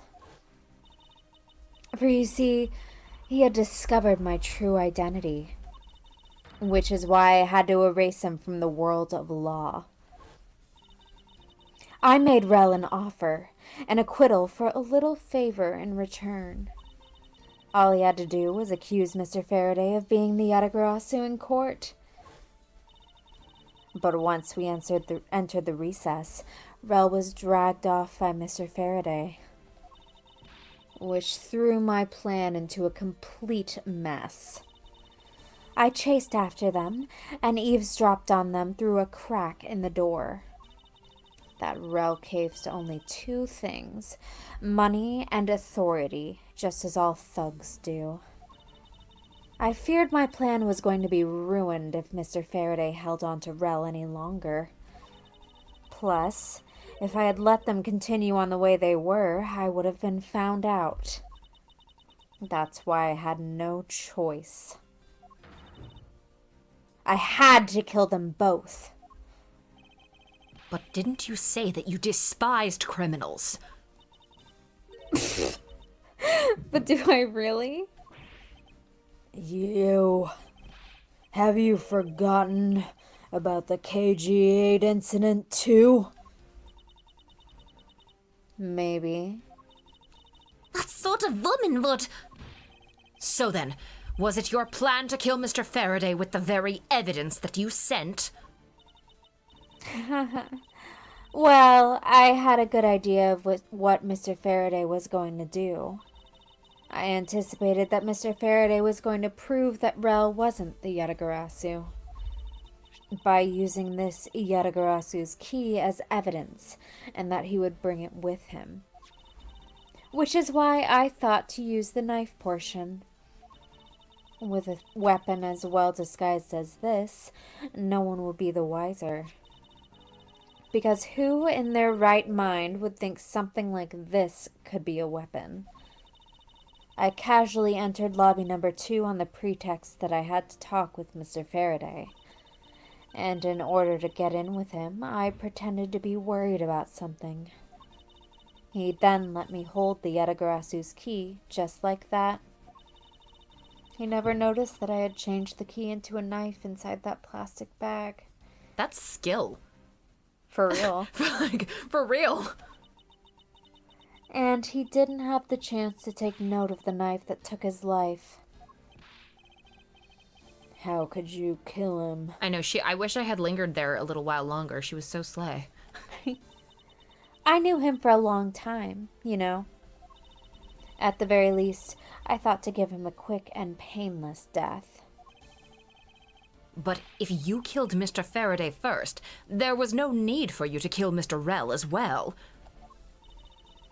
I believe I mentioned why when we were placing Detective Gumshoe under arrest. Something about having accidentally created an eyewitness, and how that led the killer to think about setting them up as though they'd killed each other. Then the trick with the surveillance tape. Yes. I hadn't actually planned to use a gun. The risk was too high that I'd be caught.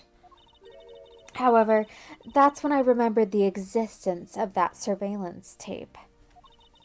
Which is why I had Rel help me set up the crime scene. And after all was said and done, I rewarded him for all his hard work with a bullet. You're a defense attorney, aren't you?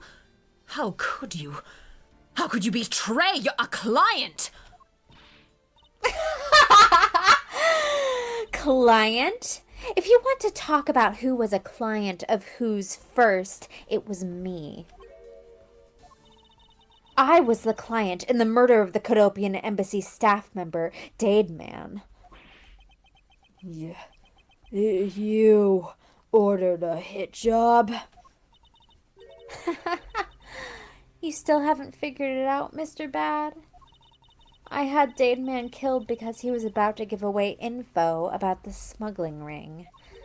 Now, who exactly do you think would benefit from such an assassination? It can't be. You're... That's right. I'm a member of the smuggling ring. What? How could this? You don't mean you're working with Manny Cochin too, do ya?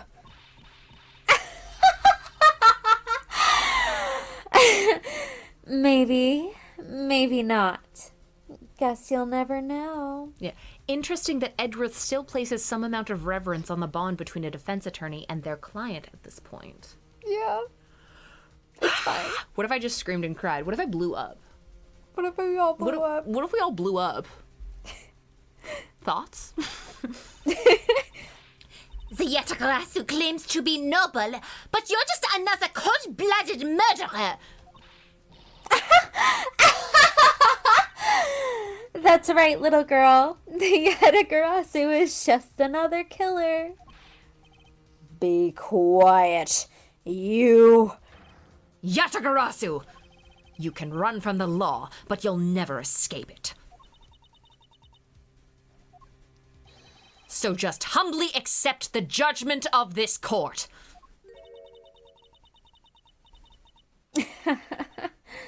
Hey, Edgeworth. Did you know? The Yatagarasu has 3 legs. Do you know why that is? No? Well, let me tell you. It means that the Yatagarasu has more than one razor-sharp way to do her work. A vile criminal with a gun! Iconic sprite. Iconic!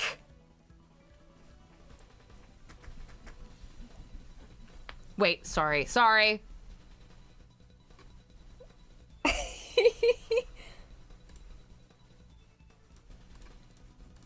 Yes!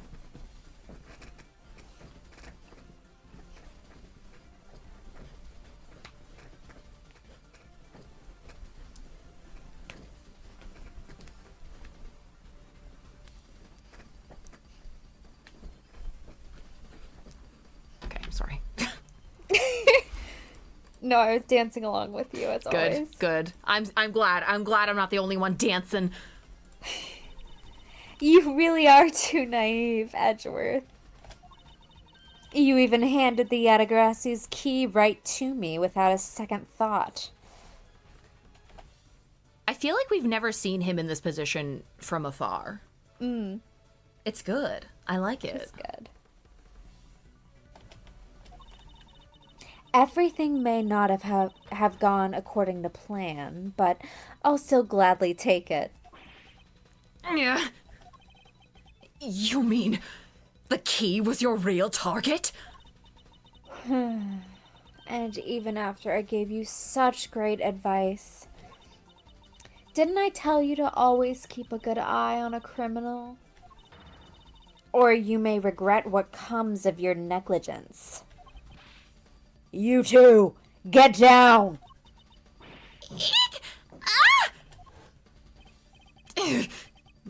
My body.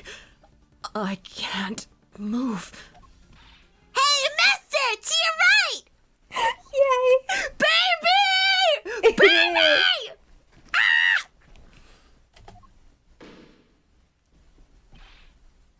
You! Goodbye. Baby! Are you all right, Francisca? I'm perfectly fine, Miles.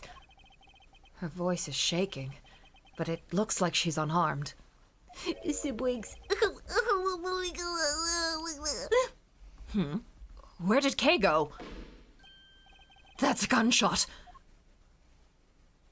Deadwood Sprite Rat Edition. September 10th, 7 o'clock p.m. District Court. Courtroom number 3. Alright, is this a good stopping point, or do we want to finish it out?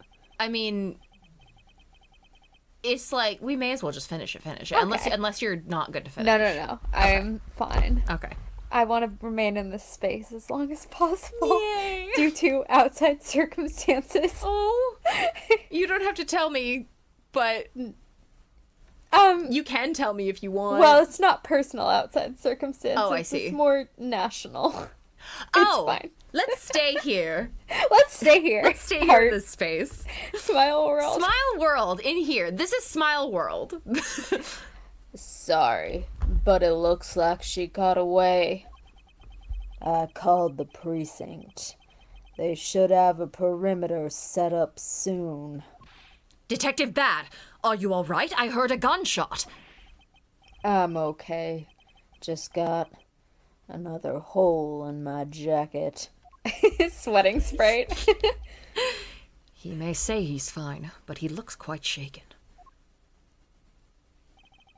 But more importantly, boy, I mean, Mr. Edgeworth, Ms. Von Karma, are you two hurt? I'm absolutely fine. I'm also all right, thanks to Kay. Speaking of Kay, where is she? I don't know. She just sort of disappeared. She does that. Yeah. I'll go look for her. I love to think that she just kind of like, ever since she was baby, like the moment she learned how to crawl, she was like crawling in cupboards and vents and like. I know her ass needed a toddler leash. Yes, absolutely. She was the one hiding under the like clothing racks. Yes. And then the like Byrne would be like, okay, I'm leaving, and then leave, and like she wouldn't come out. She'd be like, let's see how long it takes. Let's see how long it takes for him to come back for me. And then he actually starts freaking out. He's like, Kay, that isn't funny. Where are you? Oh, and hey, Detective Gumshoe. Yes, sir. Detective Bad, sir. I'm sorry I doubted you. Don't worry, sir. It's not your fault. Well, I lied to you guys too, after all. Heard about what happened from Kay. Lying while giving testimony is still unforgivable. But in this case, you were protecting Kay and her feelings. Looks like you just might have what it takes to be a real detective. This is Love and Light. Oh. Now, don't you ever lose that detective spirit, okay? You got it, Pops. Accidentally calls my boss Dad. Oh, Gumshoe. Pops, watched one too many detective dramas recently, have we? Way to single-handedly destroy the cheery atmosphere with one snarky comment. I should get back to the investigation. I swear, I'll catch you if it's the last thing I do. Be careful, Detective Bad, and take care. Thanks. Well, I'm off. Maybe we'll run into each other again someday.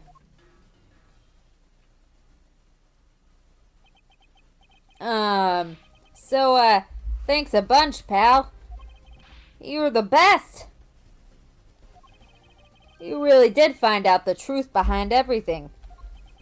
Yes, well, I'm glad we solved everything before you were taken to prison. He's so sad. I can't believe how much trouble I caused you with my testimony, Detective Gumshoe.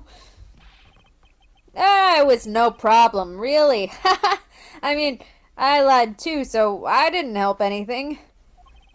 It's really not your fault, Your Honor. Well, even if we didn't have his honest testimony, I think that lawyer would have found another way to get you convicted on her behalf.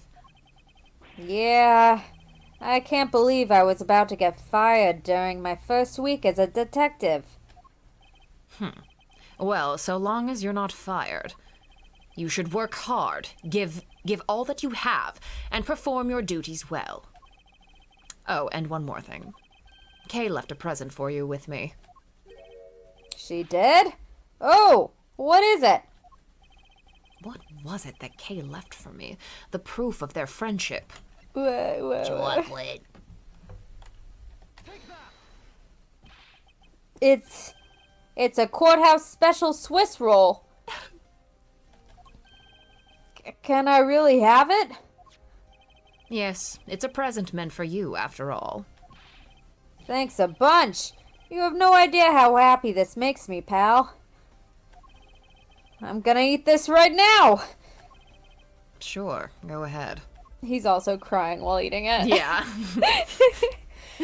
Actually, there's like, yeah, sure. Okay.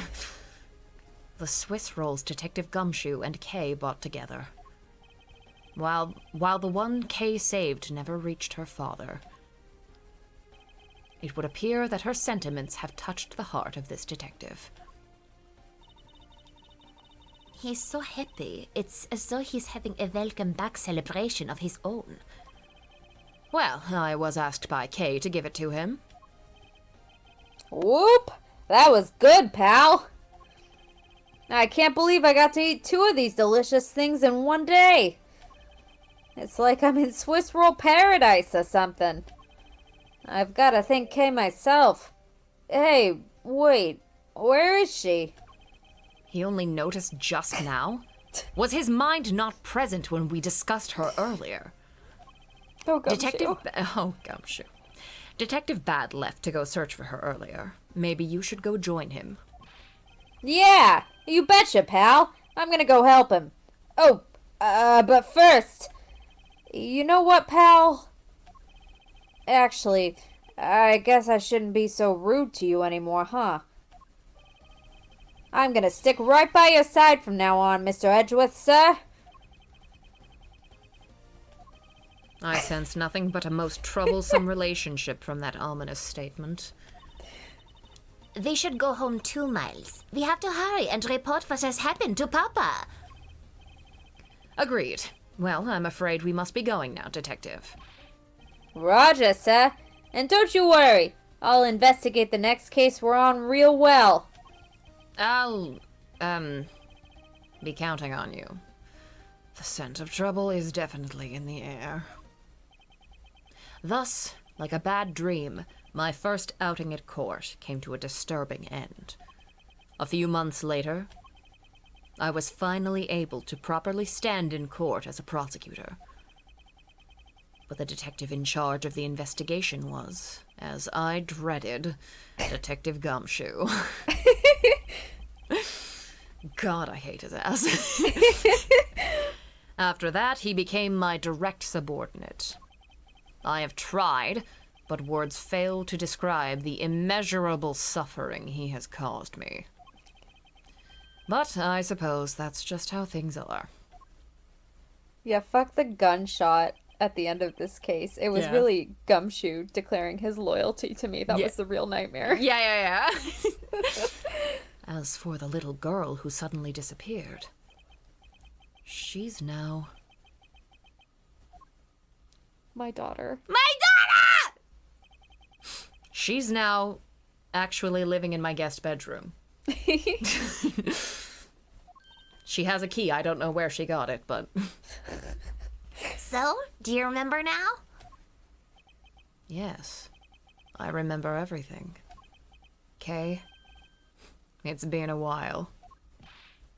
Okay, you sure grew up a lot. Of course! But thank goodness, I thought you two had totally forgotten about me. They've been standing here while he had that flashback in real time for hours. You know, I was really worried about you after all that. Where have you been all this time? Gummy, I didn't know you cared. After my father died, I went to go live with my mother's relatives.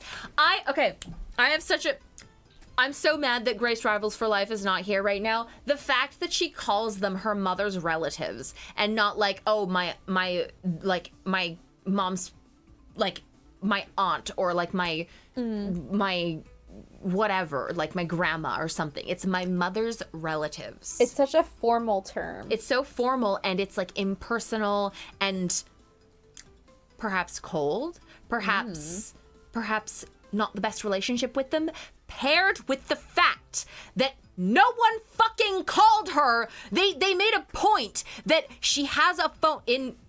Sorry for anyone who doesn't know. Okay, if you don't want Investigations 2 spoilers, please close your ears until my hand goes down. But the fact, okay, waiting for everyone to mute. 3, 2, 1. The fact that she had no fucking calls on her cell phone when she got, like, she was out all fucking night, went to go investigate some note that some guy just, like, sent her and said, oh, meet me by this place at night at Gourd Lake. That she just went and, like, she could have been killed and no one would have called her. 0 people called her. Like, okay, sorry. End of spoilers.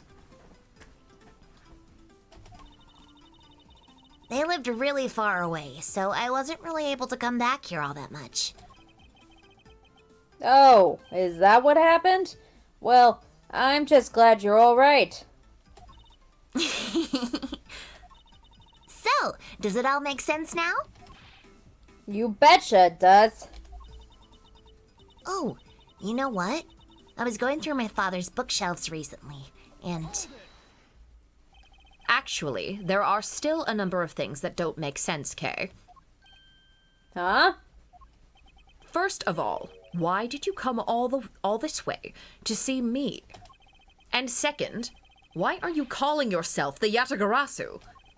The Yatagarasu is Callisto Yu, the woman who killed your father. no, you're wrong. The real Yatagarasu was my father.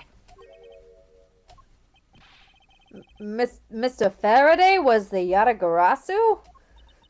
Like I said, I was going through my father's bookshelf recently, and I found a secret diary hidden among his books. I have no regrets in choosing to walk the path of the Yatagarasu. That was written in his diary, and that's how I know for sure. But that's impossible. What's with that look? You don't believe me? It wasn't just the expression on my face. I clearly said it was impossible just now. All right then, how do you explain this? It's a way of disarming any security system of the user's choosing. Yep, that's a little thief. Truth be told, this is the Yatagarasu's greatest secret. And this little gizmo was used by my father! Wow! Mr. Faraday wasn't just a great prosecutor, he was a really great thief, huh? Yeah, my father worked really hard to steal the truth. But he was killed. And the Yatagarasu was no more. But despite that, the Yatagarasu has been spotted again recently. Someone other than you? Here, Mr. Edgeworth. Take a look at this article. The Yatagarasu sent the embassy a calling card? Yeah, meaning this person's a fake. I'm almost certain that Callisto you lady is behind this.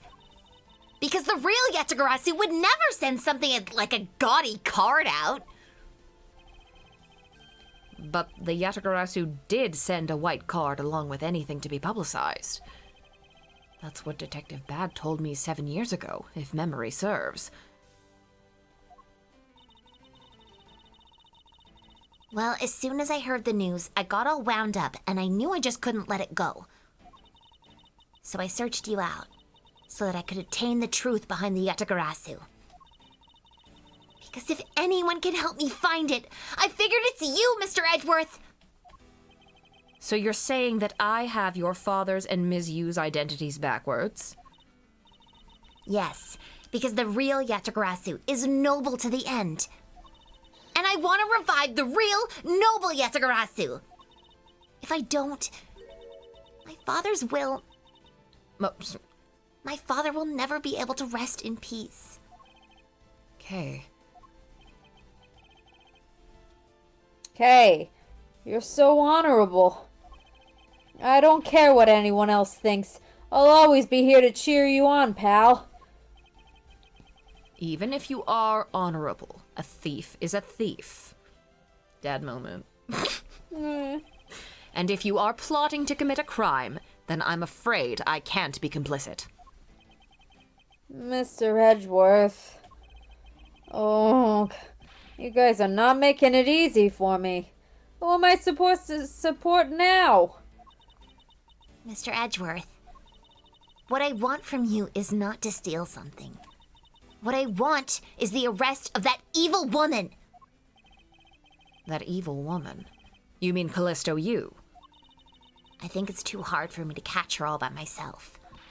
But I thought that since you were able to expose her for who she is, then maybe... Please, Mr. Edgeworth, will you help me? Come to think of it, I do believe I owe you. Huh? Owe me for what? When Miss Yu made her escape, it was you who saved my life. Furthermore, you helped me with the investigation today. I am not so rude as to leave favors unrepaid. Then you mean? Yes. That case has been weighing down on my soul ever since that fateful day. Perhaps the time has come to settle things once and for all. If you don't intend to sully your hands in a crime, then I believe I can help you. Mr. Edgeworth, thank you! Yay, Mr. Edgeworth, sir! Isn't that great, Kay? Yeah, it sure is, Gummy! Even though he had completely forgotten about her until just now. Ugh, what is with their chummy relationship? The great thief Yatagarasu. After all that time, the true identity of the thief sank back into the darkness. Burn Faraday, Callisto Yu, and Kay Faraday. Whoa! Sorry! The phantasmagorically changing identity of the great thief Yatagarasu. And the Yatagarasu's real goal. It would all come to light the day after I made that promise to Kay. Wow. We did it! We did it! It only took an extra hour. That's fine. It's my It's okay. birthday! It's your birthday. Happy birthday, Tony. 7-syllable word jump scare. Phantasmagorically. Yeah. I was playing the end of this case last night. When I saw that word, I went, oh, Tona's gonna get fucking jump scared. And I was. Yay! Oh, that was so fun! Oh, I love! Oh, wait. I love them. That made me so happy. Thank you, everyone, for hanging out with me. I'm smiling happy joy. Happy joy. I'm literally the happy smiler right now. Yay. This was a wonderful birthday. Thank you for spending it with me, Grace. Thank you, Tony. We had some great moments. I had so much fun. I'm glad. God, you're extremely late, but happy birthday. Oh, no! Thank you, Big Clingy. Aww. I mean, there is the VOD. We finished up the case. I probably missed everything. Yeah, we finished the case, but enjoy the VOD. You know, we'll see you around.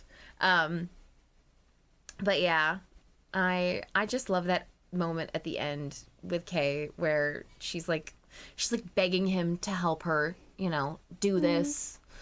Because she knows she has faith in him and he's a last resort. Ah! I did give you a shout out in my last stream though. Aw! Really? Oh my gosh, thank you. I did not know that you streamed. I'll have to check that out. Thank you. I will definitely. Let me. Okay, hold on. Let me. What are you streaming?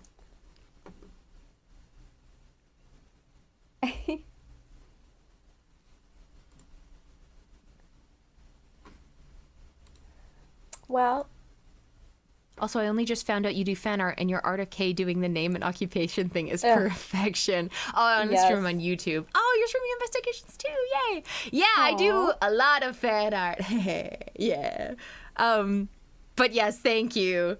I'm happy you like my art. Aw, that's so sweet. They're fan translation analysis. Yes, I wanted to do the official versus the fan translation blind, just because I want to see the differences. But I will, if you stream on YouTube, they save the streams, right? So I could like play the second one and then go back and see them. Basically comparing the official versus fan translations. Yeah, that's so fun. I'm gonna have to go back and watch those because, like I said, I want to do them blind, but I would love to see like that from the perspective of someone who translated it first, because that fucking rules. Can you drop your YouTube channel? Is it just Big Clingy? Because I need to save that.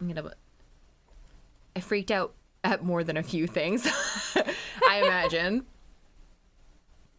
Well, I'm about to go take 4 shots of vodka. Thank you. I will. Yes. Let's see. Yes, this works. Beautiful. Let's see.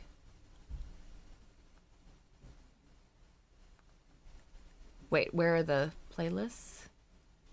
There we go. Beautiful. That works. I'm gonna save this playlist so that I can find it later when I finally get to it. There we go. Beautiful. Thank you. And I will see you all next time, I guess. Next Tuesday. Yay. This was very, very much fun. So I also much streamed fun. all of Persona 3 earlier. Ooh. Oh my god, fun. That is fun. Oh, yay. Good job, Grovey. Good job, comic page. Love and light. All right. Well, I will see you all next time. And yeah, great hanging out for like 5 minutes. Yeah. Well, thank you for coming anyways. It was lovely to see ya. Aw. Well, I'm glad you enjoyed, Lucas. I'll see you tomorrow. Thank you. Yes. Good night, everyone. Good night. Good night.